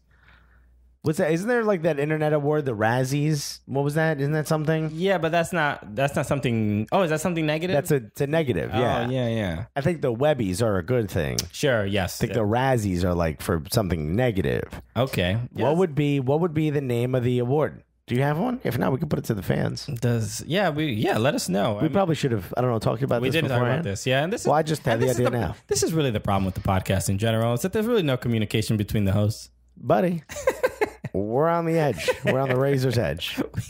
There's no plan. No plan. I don't know if some people notice. There is very little discussion outside of like what games we discuss and like some of the like big top news items. it's a big news. There's really not much of a preparation. I don't know if that comes I wouldn't call it across. preparation because I think we both prepared to be very funny. What I think, what I think we do is I think we allow ourselves the freedom to talk about whatever we want. That's what like the amount of items that we had for the first segment would have covered about 15 minutes. We did over an hour because we allow ourselves to just talk as much shit as possible. Yeah, it's wiggle room. That's what we say. A lot of wiggle room, like in Kanye's new pants. We'll probably have less wiggle room. You get what I'm saying? Yeah, but he has to get bigger pants. That's really Bigger pants. That's There you really go. the point. And I think of elastic. I mean, he is fashion forward. So what he's gonna do for fat people is gonna be Just a whole new world. I can't even wait. I Son, mean, finally, you're gonna have skinny people ain't gonna have this swag, baby. The fashion shows are gonna have a steel reinforced runway. Hell yeah. Maybe a bowl of chips at the end of the catwalk. You know what I mean? Just confidently, and then grab that chip, eat it, and then confidently walk back. Just look over, see what kind of sandwiches they got. Maybe one of those little stations you can make your own sandwich. So for the walk back, a little something for the walk back. But then you're gonna create new divas of fat models where they're like, if there's no sandwiches at the end of that runway, there's no way I'm going out there. I'm just going off the catwalk and into the audience because clearly you don't care about me. So, what were we talking about? Yeah, so we don't really. What's the name? What's the name? Oh, the name of the thing. What's the opposite of a supporter? A hater. The hater shield. Hater shield. I mean, that's kind of dope. It's kind of fun. It's kind of directly negative though. That's not even fun. That's not fun. That's like, no, we hate you. Because it's not. I guess it's not hate, but maybe it's more. But like what you something fucked more up. more that's something that rings a little bit more sympathy than hate. You know? Getting curved. Right, like the curve of the year or something. Yeah, but that's not really like. I mean, because it's their own fault. The curve, the Copa curve. No, is it a shield? Or it can't got to be a a shield. You can't get a cup. You don't get a cup for losing. You don't get a cup. Okay, you're not the New York Red Bulls. Or you know what? It's got to be like a plastic cup. It's a solo cup. A solo cup. Yeah, that's right. Yeah, maybe it's like the solo cup of failure. You know. Sure. I mean, but if you're holding a solo cup, you're probably already failed. You know. It's not... Or you're ready to have a good time. You're ready to do something that's going to help you forget that failure. I don't know. We'll put it to let the us fans. know. Let us know what you think. The hater shield is kind of funny, but probably not the thing we want to hand there's something someone. better. Let us know what you think the award for the worst team in MLS. What should, if we were to create an award for the team that has the worst record, and if points are tied, we'll go to goal differential. Whoever has worst goal differential, and if that's tied, also we'll go head to head. Sure. And if that's tied, they both get it. How's that sound? I mean, I got nothing else. It's at this point, it's a participation trophy. yeah, Jesus. God, we got to figure this out. Yeah, I mean, look, we could talk about it. I mean, we could brainstorm all day, or we could move on. Or we could quietly Google it. We've done that on this podcast before. Let us know if you have any other suggestions outside of Hater Shield. There might be some fun ones. So please, at Taco Cool, and just hit us up and let us know what you think. So let's talk about a couple of the Major League Soccer matches. There's a lot of games that have a lot of playoff implications for teams that are trying to break into those six, and then when you look at the West, especially the Western Conference, where 1 point can take you from sixth to first place. It's generally pretty tight over there. Yeah, I mean, you get in or out of the playoffs with a draw. But let's start with the team that's in first place in the Western Conference, the Vancouver Whitecaps. Who, boy, oh boy, did we expect very little from this season? No, I said they were going to go to the MLS Cup final, baby. Well, no, earlier in the podcast you said if one of us says it, then the Cooligans are both on board. Yeah. So you were on board. So we both said it. I just said. Although I said if we tweet it out, we both own it. So I'm gonna go on there and tweet how gorgeous I am. But how? I mean, the run of form that they've had the last couple of weeks has been pretty surprising. I mean, it's not that surprising because they completely changed the way they play. They're parking the bus. I mean, this is what happens when you park the bus. It's ugly and no one likes it. I wouldn't. I don't know why my voice got so high there. Are you a Will Sylvans now? Why you? I don't think. I don't find the Whitecaps like dull. I don't. It's just no, because of Yordi Reyna though. Yordi Reyna is incredible. Well, to watch, he's been and he changes everything. He's been a very an addition that is like what an immediate impact, not only with goals but with assists. He's absolutely incredible. You know what it is? Not only is he at the right place at the right time, but he has the vision and the passing ability to put other players in the right place at the right time. I mean, he's just incredible. He's almost like a pendulum. He's incredible to watch, and he dictates the pace, and he dictates that counterattack that is pretty vicious. Yeah, I was just looking up where he's from. He's Peruvian. He's what, Chiclayo? Chiclayo, yeah. That sounds like a rough area. That sounds like something your mother hit you with. Oye, coño, dame Chiclayo ese. I'm like, ah, shit. Oh, no, not the Chiclayo. Oh, no. Sounds like a rough area. How would you know? But it's just the name. It just like you don't really hear it. Yeah. Just the no one vacations in Chiclayo. No. I mean, it sounds like someone not saying Chicago correctly. Yeah. Well, you. It sounds like you. Yeah. Chicago fire. Chiclayo. Yeah. But maybe that's the name of the loser of the year award. The Chiclayos. The Chiclayo Shield. I mean, it's a bit of a stretch. But Vancouver did play Colorado. Colorado's they're another team that's been pretty bad over the year. I think Minnesota is above them now in the table. Yeah. Who'd have thunk it, Pa? Nah. Pa, this is crazy. Not me. I said that Minnesota was going to get 12 points in the whole season. I mean, I kind of feel bad for Tim Howard, man. What is up with Colorado's defense? They did lose this game 2-1, but going forward, Colorado's never been a team that's like. They haven't been that impressive. They just have a team. They've got a lot of issues. But they have a team that is very when they had Pablo Mastroeni, they were very focused on defense. Yeah, and Axel Schuberg and what's the dude's name with the dreads? Hairston. Hey, Marlon Hairston. And Birch, right? Was Birch on that team? I don't remember. But I forget the other one. They were pretty reliable, and a couple changes. Obviously, Jermaine Jones leaving to Los Angeles. Him. I think took all those red cards with him.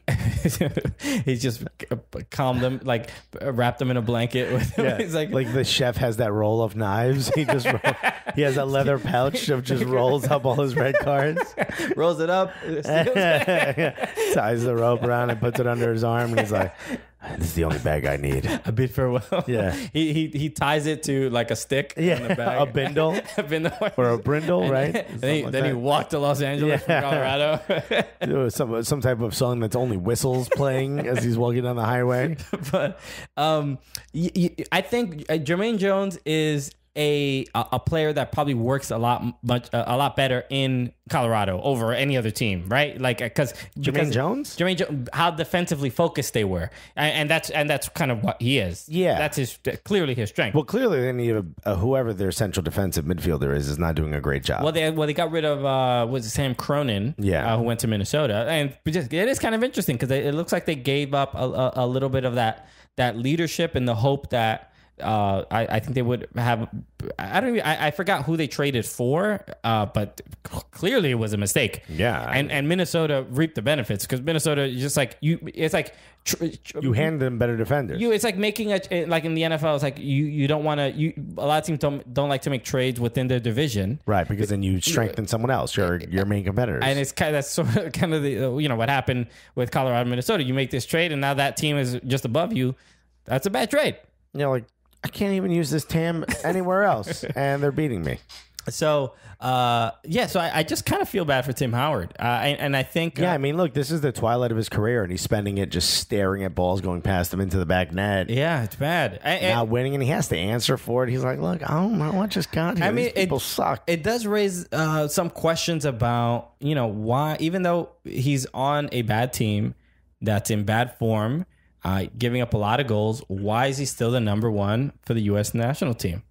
Bruce, it's like this is his guy. We remember Alexi Lalas going on the rant about Belgium was 5 years ago, whatever, 4 years ago. It's like that's over. And maybe Bruce is still sort of like in moonlighting. Yeah, not moonlight, but in that moonlight nostalgia. Yeah, he's still living in that moment, and this is why. But Jimmy Conrad did say that Bruce likes the guys that he knows he can trust, and I guess he feels like he can trust Tim Howard. But doesn't the Colorado fans do not? But if the player is playing poorly for his club, why wouldn't that affect your your decision when you want someone who's in better form? Yeah, sure. No, I think you got a good point. I make great points.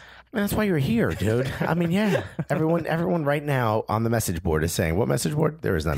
But they're all saying how many great points you make. Speaking of a message board, we have a Reddit that I keep forgetting to mention. People keep forgetting to comment on. I don't think there's anything on there. No. It's just like we don't tell people we have it. It's our Cooligans or our Cooligans. Reddit.com/r/Cooligans. So go to the Reddit because it's being run by Kirby and Nick.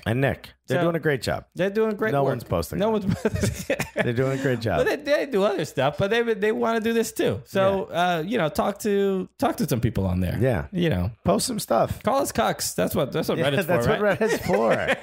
Come on, especially after our rant from the first segment. Please go on there. But I have a solution. I have a solution for the men's national team. Instead of starting Tim Howard, start Ryan Meara. See what I did there? I thought he was Irish. Just Jesse Marsh. Jesse Marsh. Hire Jesse Marsh as the U.S. men's national team coach. I suggested that on Twitter, and people got very mad at me. I'm like, no, I think he's in line for that. I mean, I wouldn't be upset with that. No, I think he's great. He's forward thinking. He's forward thinking. He likes the modern style. He, possession based. 3 defenders, wing backs, counterattacks, which I think, the American national team, especially the American player, is built specifically for. I don't see anything wrong with it. Okay. I feel like Red Bull fans would be more upset. They are, because they think he's a bad coach. They were getting at me on Twitter. I'm like, wait a minute. Why am I defending your coach to you? It made no sense. What a weird, it's Twilight Zone-y. Very odd position I had to be in there. And they're like, Jesse Marsh for the men's national team. Yeah, good idea. And it's like RBNY love, I'm like, all right, if you don't think so, maybe I shouldn't either. Let's also, let's go to RSL, the Pecky printer. Against Seattle, and RSL has been. I know Seattle was going through. They were in a good phase. They were winning a lot of games in a row. But it seems like after that is over, after the World Cup qualifier, and it's just like they just either drawing a bunch of games, losing games. They just have not looked good the last 3-4 weeks. No, they haven't. And geez, man, Nico Lodero just has not had a great year. Sure. Clint Dempsey's age is showing just a little bit. I know Jordan Morris is hurt. Obviously Jordan Morris is hurt, but he also hasn't had he hasn't set the world ablaze this year. He's had an okay season.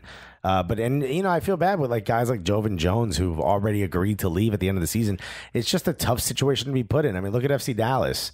That complete capitulation that's happening there is something that everyone else who knows a lot more about MLS than we do has said there's nothing like this has ever happened before. This has been the biggest collapse. But I wouldn't compare. But a lot of those players said they wanted to leave at the end of the season, and I think that this is the kind of stuff that happens when you do that.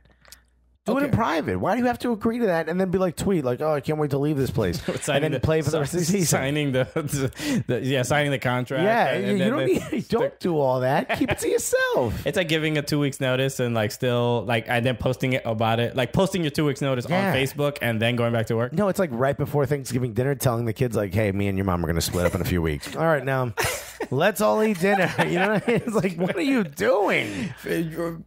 John, finish your piece. Okay? This is not about our divorce. Yeah. This is a happy time. Did I cause the divorce? Just shut up and eat the mashed potatoes. This is exactly what's happening. You don't do shit like that. I don't know why they do it in Europe, but you definitely don't do it here. Yeah. It is something, we're not used to as American sports fans. But, a bit of concern for Seattle. They lose this game 2-0, but I think we should praise RSL for really, really turning their season around. The last month they've just been incredible. And fun to watch, which is something that I did not think would come out of a Petke team at all. I mean, when you look at the players that have surrounded like the Platas of the world, right? Yeah, which is like Plata. He's always going to be flashy. He's great. So he's always fun to watch. He's fun to watch, but Savarino has been on fire. Jefferson Savarino has been...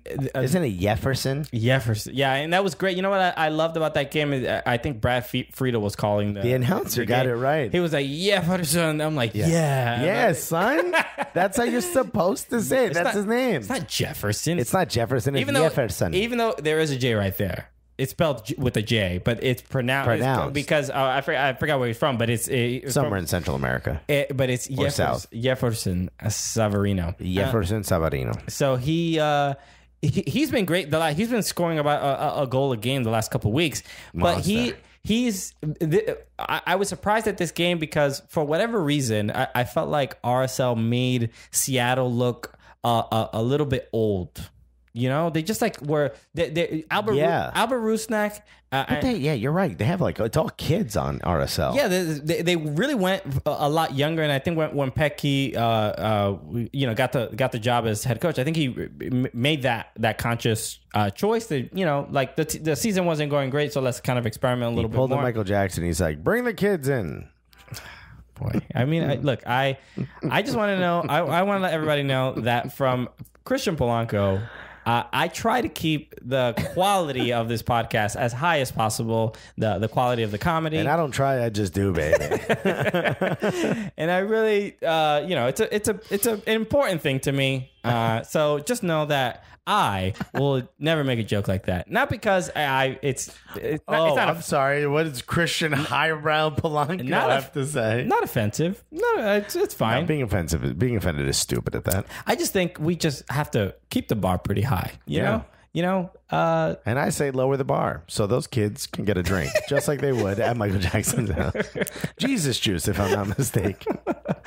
Anyway, RSL. It's playing quite well. Petke, yes. I was a little concerned at that.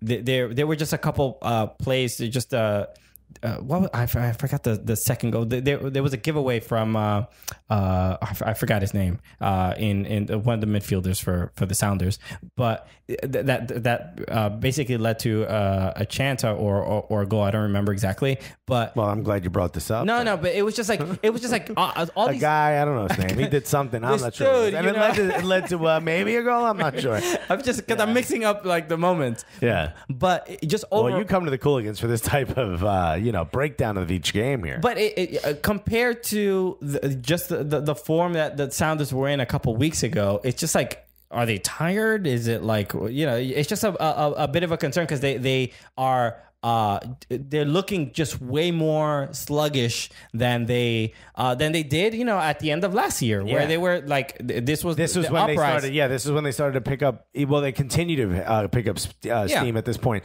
Yeah, I mean, this is not the way you want to go into the playoffs, and they haven't clinched yet. So you lose 2 matches on the West, you're all of a sudden in last place, and you're up for the Hater of the Year, or whatever it was that we're going to call it. The Hater Shield. The Hater Shield. That's a terrible name. Please, we got to find a better one. Come on, fans. We're looking at you. You very quickly could slide very, very far down, the West. If you lose matches. So I don't know where we've already clinched, don't worry about it. We can play slowly if we want, rest our legs kind of attitude. But clearly, it's not working, and it's something that needs to be done. But nothing in that match was worse than Luke Mulholland's knee slide. Luke Mulholland, he scored the second goal. This happens on FIFA every once in a while, where you try to do a knee slide and the player fails at it. Yes, this is one of the celebrations. Yeah, yeah, and you don't do it on purpose, and it's usually done when the player's not that skilled and scores a goal, and you try to do a knee slide, and he'll fail at it. His knees will catch, and he'll fall forward in his face and shake his head. Mm-hmm. Luke Mulholland brought it into real life. It did not look like it was planned. plan? Yeah, I'm glad he brought that in real life as opposed to like a Call of Duty game. Yeah, you know? Like, we don't need that. That doesn't need to be He just throws one of those like stick grenades. What happened? No, Luke Mulholland scored this goal, and a great goal. It was a great cross, and he Perfect place, perfect time. yeah, blasted past Stephen Fry. But then the slide more concerning because in the game. You do the slide, but you fall forward. You do the knee slide, but yeah, your knees sort of catch into the dirt, and you fall forward like sort of face first. But you're supposed to brace yourself with your hands. Most people put their hands out. Yeah, This Luke, no. He's like, nah, my chin could handle the force of this fall. yeah, because instead of a goal celebration, it became like an epic fail video. Yeah. and he did the knee slide. And face first, hit his head on the grass really hard. Yeah, really hard. To the point where, like, do we need to do a concussion test just to make sure you can get back, just to center pitch? Because it was... Like, how'd your career end? Slid on my knees too hard, man. Oh, you know how it is. Oh, they get the old goal celebration, knee slide, face plant. Oh, man. Happens to the best of them. We've seen that injury year after year. That's how George Best went out. Everybody ends their career that way. So it was one of the more interesting goal fail celebrations. Yeah. Because I've seen a couple in the past. I don't love them, but the ones that are really ridiculous are the ones where people like tear their ACL celebrating. Oh my goals. God! Yeah, there was like a famous kicker in the NFL. Got like a massive contract, but like he was in college. Celebrated the final game. He won like a bowl with a field goal, and he was doing some dance. Ruined his NFL career. Never made it into the NFL because of it. Yeah, there was a guy on the Detroit Lions that did he sacked the quarterback, did a celebration. He tried to do like the Ronaldo jump. Yeah. After the goal. Those guys too big for that. Tore his knee apart from doing that, and ended his season just after that sack. Once again, NFL's not real athletes, okay? But salute to everyone who took a knee. Oh, exactly. So let's also let's talk about Portland against Orlando. Let's do it because I think your MVP played and scored in this game. Yeah, the Jamie Vardy of the MLS. Was that 10 in a row, 9 in a row? 10, I believe. 10 9 in a was last row. week, yeah. That Valeri has scored in. I mean, it's just absolutely incredible. Adi goes down. Everyone's like, what's going to happen? They put Maddox up top, and they're like, I know what's going to happen. We're never going to score again because Darren Maddox is up there. But lo and behold, Valeri's like, yo, hold my beer. I got this. Mm-hmm. And for the rest of the season, he scored and scored and scored. Will this form carry them into the MLS Cup? I don't know. I don't think so. But I'm kind of afraid to vote against them or pick against them because they're that good right now. Yeah, they have looked pretty good. I know they. I guess because of the Western Conference is pretty tight. It's you can't just say like, oh, Portland's taking it or whatever, because they lose one game and they can go down to like 5th place. Yeah. So, but you got to give them some credit. I mean, this game, Orlando is. They were in first place at one point in early in the season, and they are a team that is flailing. There's so much. They brought in Dom Dwyer, and they thought that would resolve a lot of their issues. Right. They thought Laren and Dwyer would be a great pair, but I mean, this match they get no goals, and that in itself is the thing that has to have Jason Kreis kind of losing his hair. But he's also got to be at the end of his rope. Like, I can't imagine you write these players down on a sheet of paper. You look at this squad on a sheet of paper and you think to yourself, you're not going to make the playoffs. It doesn't make any sense whatsoever. It's got to be the coach, right? But they've had different coaches and they've had the same result. So who's not this season? Look, they didn't have Dom Dwyer. I mean, some people... Dwyer, Laren, Kaká, Barnes. Some people are suggesting that... other players. Those other guys. Spectre. with other people. With accent marks in their names. Yeah. Oh, you got all types of vowels and consonants in there. They have like I think we spoke about them maybe like 2-3 weeks ago, but they some people were suggesting that that Orlando kind of has the same problem that NYCFC has, that like when Pirlo plays, they kind of they struggle a little bit more. No, they pretty much almost lose every time. Yeah. And some people are suggesting that Kaká is kind of the same. It's the same issue. I don't know. I mean, I'm basing this on just no knowledge whatsoever, incoherent tweets that people are tweeting. But we're not bringing you facts at all. We're bringing you emotion. But that's exactly what that emotion is. I have seen that, but when I watch Kaká play, I'm not like, oh, he's clearly the problem. I don't. It doesn't seem like that on the field. Is it one of those things you think where like people are like other players are waiting for him to do something? You know what I mean? Like I don't know. Like, I mean, come on, you're Kaká, so handle it for us. Kaká got hurt the first game of the season, and those first 8-9 games for Orlando were the best they've ever looked. Yeah. So I mean, it is it maybe Jason Christ can't handle big names? Maybe they're like big egos. Maybe he has a difficult time. Maybe that supposedly that was a big issue with his firing at NYCFC. David Villa didn't like him too much. They didn't get along, and neither did what's his face. Frank Lampard. So maybe that's it. Maybe that Kaká is not someone that he can motivate. You know what I mean? Because he doesn't have... Like Kaká just doesn't respect. Maybe Kaká doesn't respect him, or maybe he's just like, look, I'm not going to talk Portuguese to you. Okay?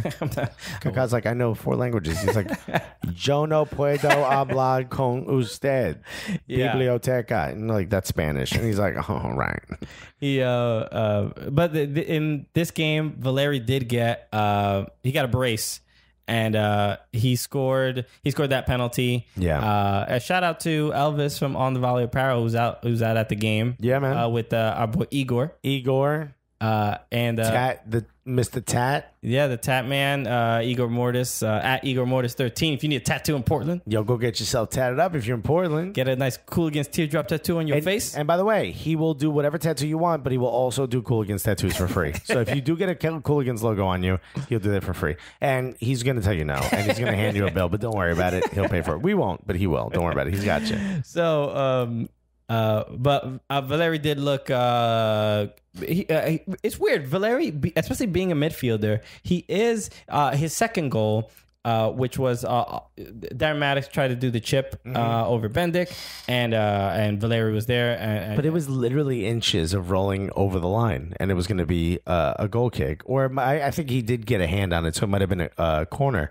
And Valeri just somehow found a Joseph Martinez-like angle to score that ball. I mean, I'm always impressed with that. But when you think about the fact, and you play a lot more soccer than I do, and by that I mean you play. It's just 100% more. Yeah, I mean, let's not put numbers behind it because it's not necessary. By the way, you don't know any other stats, but you know that one, you son of a bitch, right? But you play, you understand how difficult it is to get that ball and to make that type of perfect strike at it while running full speed at it. Yeah, but what impresses me more is that, especially with Fernando Adi not being there, that Valeri has kind of taken that role. I brought that up already.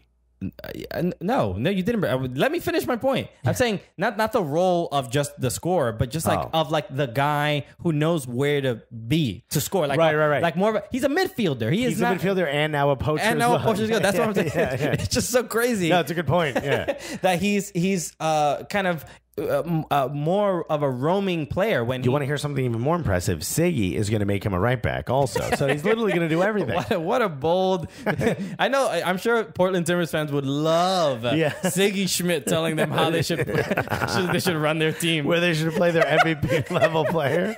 Caleb Porter's like, no. Take over the training. Let us know. Give us your thought, former Seattle Sounders. Good man, coach. Yeah, get in here. Yeah, we'd love to hear your opinion. What do you have to say? That's what's important to the Portland. You know what, Timbers Siggy? You're gonna be the new Timbers Siggy. Yeah. You're gonna cut down the logs every time.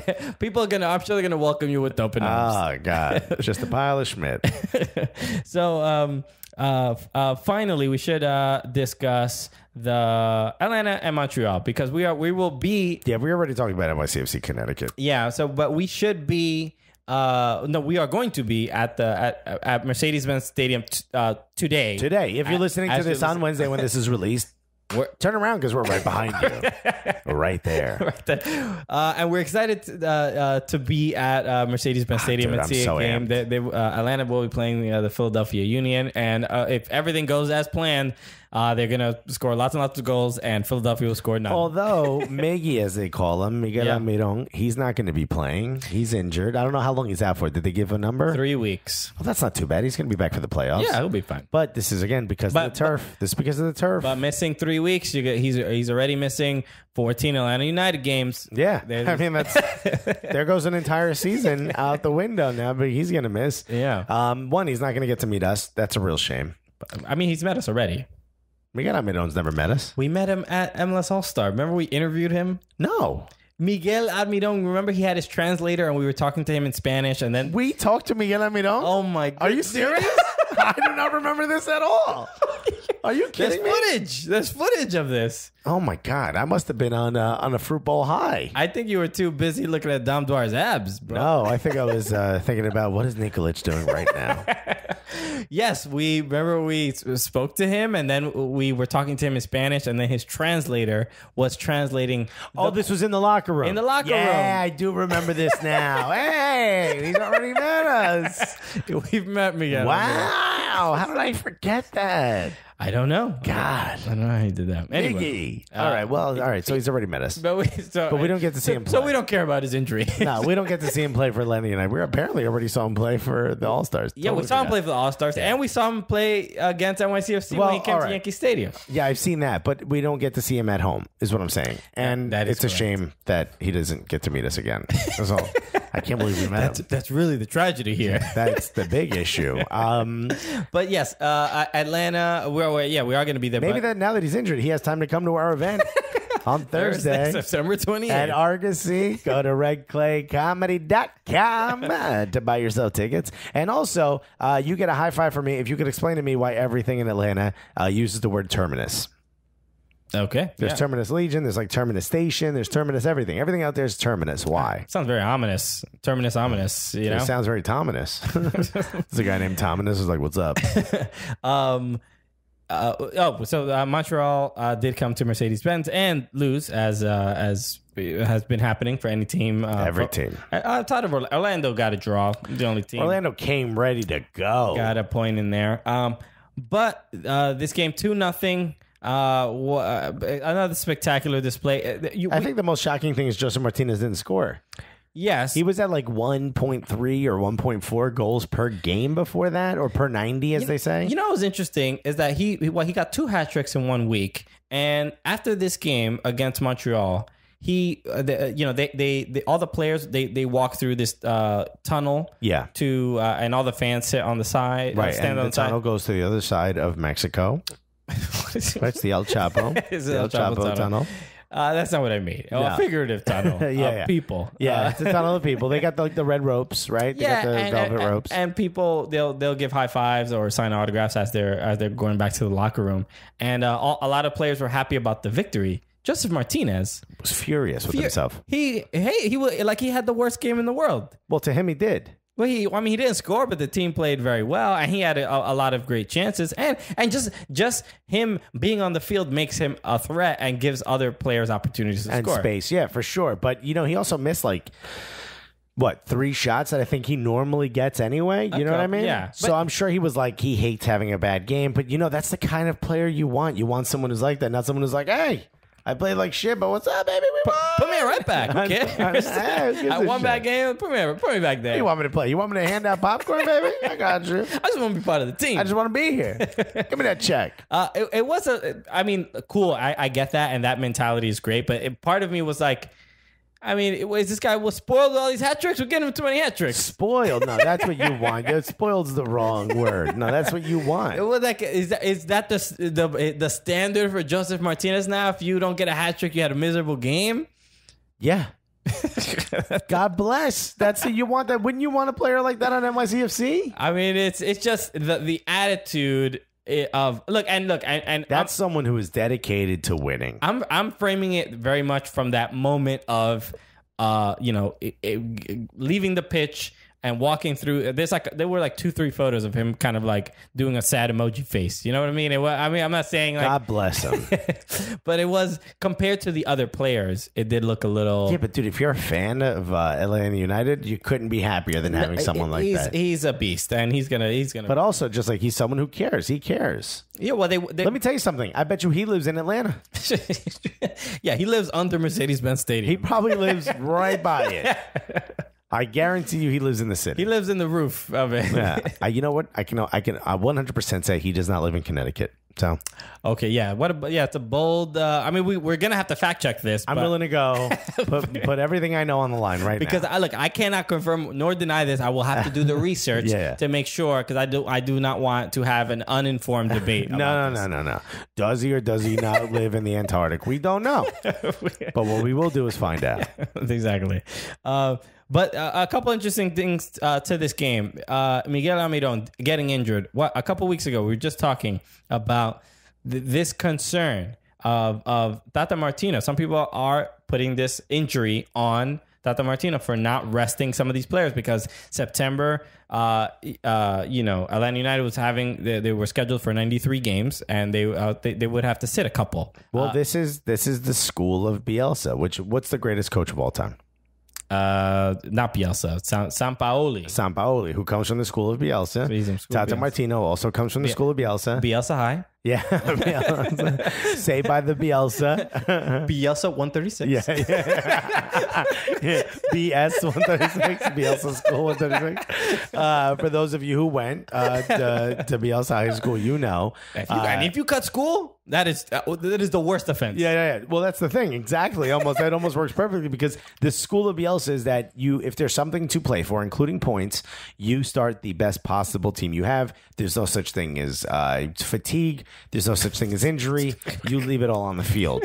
Look at the way Chile plays. When Chile's not going to make it to the World Cup. But look, they won the Copa America 2 years, two tournaments in a row. Yeah. Because they put it all on the line. Guys like Vidal, when they were in the World Cup or when they were in the Copa, they would, inject themselves with, numbing agents to be able to get back out there and stuff. While that certainly may be going too far, it shows you the mentality. The mentality is put it all on the line, leave it all on the field every time.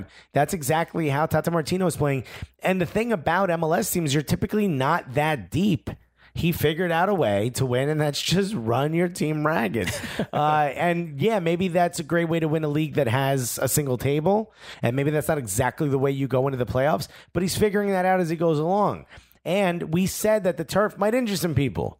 And what might it injure? It might injure your ligaments and your knees, and exactly what happened to him. Yeah. So it's not exactly Tata Martino's fault. It's that turf you all love so much because they wet it and it's super slick and you guys are playing like the ball's on a goddamn slip and slide and you're attacking super fast. Your midfield's not even getting involved. It's just strictly the ball's going directly to your forwards. And this is what happens sometimes. I mean, and he's only gone for 3 weeks. Guess what? This is the rest he needs.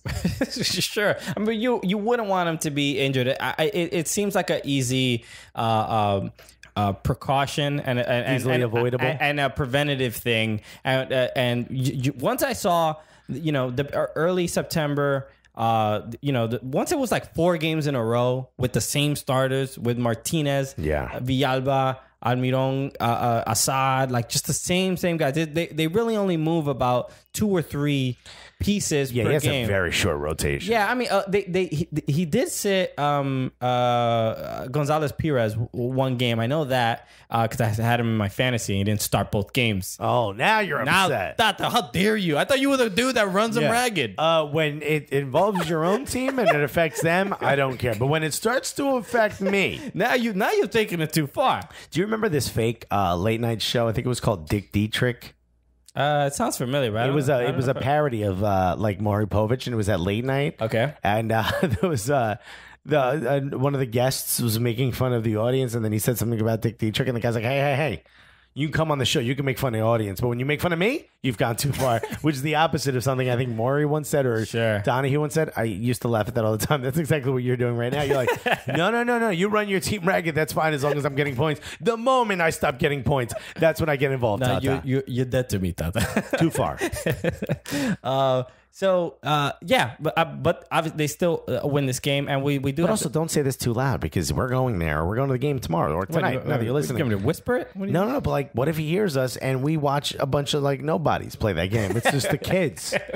No, I don't. According to you, I don't think that's gonna happen. And seeing how miserable Joseph Martinez was after the game, he's gonna play. He's gonna take that frustration out on Philly. Oh, poor Philly. You better watch out. Philly got no idea what they're walking into. Every photo of Joseph Martinez it's gonna look like it has red eye in it. Yeah. I was like, oh no, it's not a photo effect. Yeah, his eyes.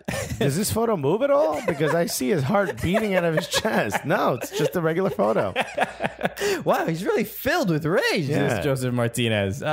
We did finally get the pass credentials. We did. Press credentials, I should say. I hope we get to talk to some of the players, get to ask them some questions, and you know how we do. They're not going to be the appropriate questions that you're supposed to ask. Well, don't ruin before we even get in the door. Oh, no. Well, I mean, they're going to listen to this. It's the day of. What are they going to do? They can't do nothing about it, right? But you know who else I hope we get to meet? Fafa Picoult. New Yorker on Philly. All right. Glad I brought that up on the podcast and not in private. Okay. Yeah, you want to talk about Fafa Picoult? I want to talk about Tito Villalba's goal. Oh my God, that thing is still ripping through the net. I mean, he seems to do this every couple of games. He's sort of becoming the Tommy Mack of Atlanta. Very much so, but he also plays with a different. I don't know if it's intensity. There's something about the way he plays. Very much intensity. But like, Joseph Martinez has an intensity. But like Miguel is more smooth. Yeah. Joseph Martinez is half and half. Villalba is 100% intensity. That Venn diagram, Joseph Martinez is the middle. Miguel Almiron is over here. Villalba is a fiery ball of rage over here. Yeah, Joseph Martinez is like he's the quiet storm. You know? He's the guy like if somebody told me Joseph Martinez was a serial killer, I'd be like, oh, he has all the qualities of a serial killer. But like Villalba is way more just like wears his heart on his sleeve. Every goal he had, remember when he scored that goal against Orlando, there's that great image of him of just like looking like he's doing a Dragon Ball Z Super Saiyan, just and people did that glow thing around him. Like, I don't know what that is, but I know Dragon Ball Z is like the kid with like the big hair. They all wear gis. You know exactly what it is? No, I don't. You don't know what Super Saiyan is. You've seen it before. No, they have balls, right? They throw glow. Balls. Yeah, they go. Their hair is blonde and they glow and they have that yellow aura around them. Oh boy! Sorry, shrug emoji. But he like in Mobb Deep, like when Mobb Deep. That's the only way you're gonna get me to understand. But when Villalba scores, whenever he's just when he's giving that full effort, or when he celebrates a goal or whatever, he is. I mean, you worry about his voice, like he's gonna lose his voice. How much he sort of screams at the top of his lungs. He's just strain his throat. Yeah, no, he's just on the edge of just like ripping his own heart out. He's running as hard as he possibly can. Yeah, he takes these huge strides, huge. Yeah, he's not a big dude, but he has like he has a tank on him, man. He's like he's fast and like sort of that engine that like N'Golo Kante has that I sort of see like just like I'm like but N'Golo Kante doesn't play with that intensity though. No, but as far as pace and speed and like just like sort of like the guy at the party who just did coke and no one else is doing coke. That's Villalba. Like he's like someone's running like, does everyone have a party this party? All right, we're gonna get more beers. Anybody want more beers? We're gonna get alcohol. Hey, I got a good idea for a nap. I'll be right back. I'm gonna go take a shit. That guy? Yeah, Villalba. That's that guy. Is that dude? I don't even want to be in the locker room with Villalba. No, not at all. I'd never want to make him angry. Not at all. So yeah, but that goal was incredible. Not only for the power behind the shot, but there was a nutmeg before the shot. And the ball kind of trickled back into the direction it needed to go in. Yeah, it was like a nutmeg that was with an assist. With an assist, it was just like perfect placement on the ball. Yeah, just laid it out for him. I love seeing these shots because more than anything, Villalba is. I feel like he's one of the few players that has that kind of power for a shot like that. Yeah, especially in MLS, but also incredible accuracy and just a intelligent like placement. That if like, I mean, whatever. If I'm not comparing myself to Tito Villalba. Oh, here we go, everybody. He plays every Sunday. but Laurent Simon was kind of blocking the shot from his right leg, like to force him to his left, right? Which is a smart way to defend, right? So sure, because obviously he's World Cup starting right-footed player, so like get in front. You're not going to stop the shot. You increase your odds that he's going to miss. It's what they do to Messi. Get him on the bad foot. Exactly. Yeah, and he doesn't have one. He doesn't. No, his hand is a good foot. It's like the rules have changed where they allow Messi to use his hands to even the playing field. Yeah, he's walking on his hands, still scoring. But the goal was such an such an intelligent shot to still go to the right. Yeah, it's absolutely incredible. I mean, but look, he did what he was supposed to do as a defender. You don't expect your defensive mid to get nutmegged right there, right? And it's not always Tito Villalba that's in that position that can make a quality shot like that. I remember when I was back in my corporate days when I was rich and I thought I was going to be rich forever. I thought, here's a cool thing. Why don't I go to a racing school, not to become a race car driver, but just to spend money? What a fall from grace! What a boy! You have no idea. What a fall from gracing school! Yeah, now I'm like, anybody got a swipe for the subway?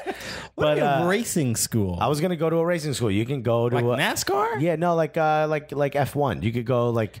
But I wanted to do saloon racing, which is what a regular car. There's weight limits in those Indy cars. Oh, you can't just son of a It can't just be anybody. You easy joke, low hanging fruit. All right, me and Kanye are both very offended right now. No, it's called saloon racing, where it's like a regular car. At that point, it probably would have been a BMW M3. Okay, and they sort of take all the seats out, they put roll cages, and they lighten it up, and it's very popular in Europe. And I was like, yeah, I'll go do that because it'll be fun, right? So I call up, I forget the company, but they were based in Dallas. And the guy's like, well, the one thing you got to know about racing here, I don't know his accent. He was like, you got to understand the way we race is you're either 100% on the gas or 100% on the brake.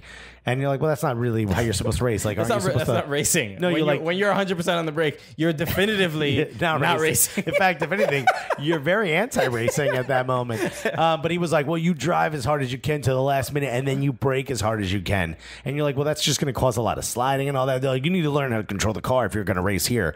And it was just a lot of that back and forth. Have you ever heard of inertia? Yeah, it was very odd. Everything he said was very odd, and that's how Villalba plays.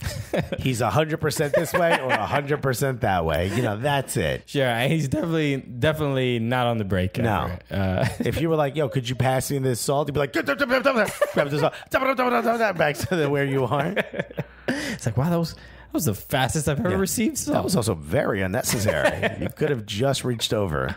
But he's killing it, and himself. Oh, and we should also congratulate Jeff Lorenowitz getting his first MLS goal. Yeah, for Atlanta. For Atlanta, yeah, nice header. Would technically right. I think it was off of his chest or his leg. I don't think we couldn't see it on the highlight from the feet. Yeah, I don't think they had a great angle. It sort of looked like. Three players just collided and it hit Lorenowitz last. Yeah. I don't know how that worked out, but it worked out. Yeah. It looked like Joseph Martinez dove for it. It looked like he might have headed it, but it wasn't. It was Lorenowitz. And Joseph Martinez like, just give it to me. Yeah. Lorenowitz, you don't need it. It looked like, like Martinez headed Lorenowitz's knee into the ball. Do you know what I mean? Like that's it was just like this. Joseph Martinez dove with such force that he forced Lorenowitz. It was a Rube Goldberg machine of goals. All the stuff. And a mouse gets caught underneath the cup at the end of the goal. It was interesting. You're surprised I knew what that was. The Rube Goldberg machine? No, not really. No, not really. All right, cool. Because you looked at me like, all right, that's exactly what I meant. Well, I'm just glad. The momentum didn't end, because if you didn't know, it would have been like that was a great joke. Yeah, we could have a fun little thing. Like, is this one of those Dragon Ball Z things? But it was not.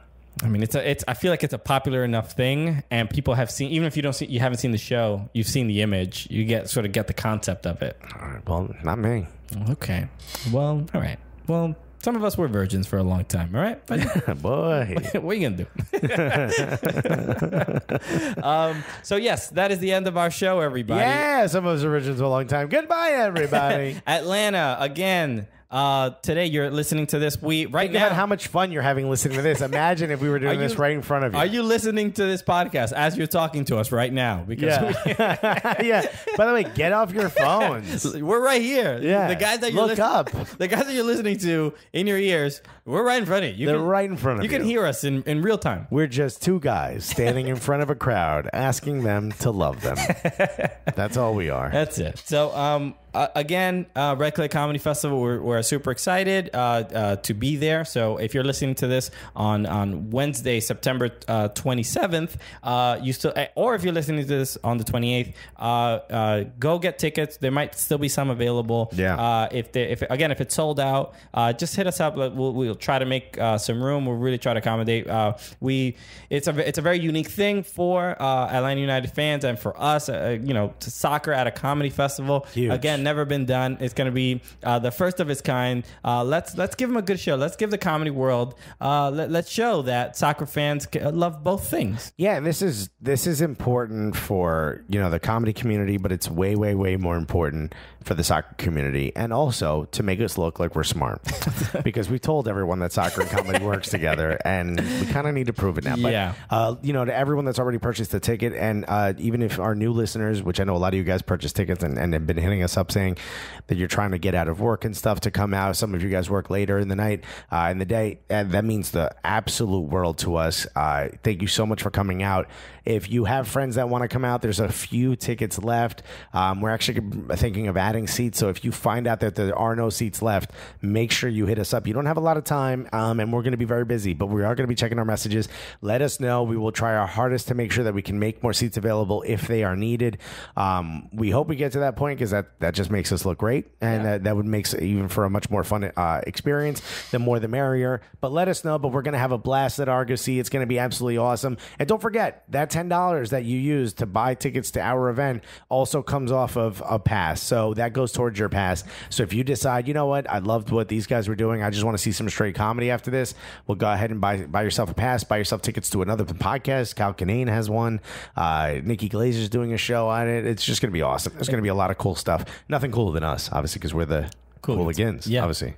So thank you again for listening to this. We're excited about being in Atlanta. A lot of stuff happening. It's going to be a very, very fun weekend that we're very much looking forward to. Yeah, and also thank you to Red Clay Comedy Festival for having the confidence in us to not only give us an opportunity to perform there, but to do a live podcast. And shouts to Mac Weldon, which is making this all happen. You guys will hear more about that at the event and some of the content that we're creating around this whole trip. Mm-hmm. But absolute shouts to Mac Weldon. If you haven't already, go buy their underwear. Absolutely awesome. But don't do it until you find out about our code. That's very, very important. So thank you again, everyone, for listening to another episode of our show. A little footy show. Absolutely. We have a good time doing it. We're two silly comedians talking about soccer. I hope you had a good time. So my name is Christian Polanco. My name is Alexis Guerreros. And together, what are we? The Cooligans!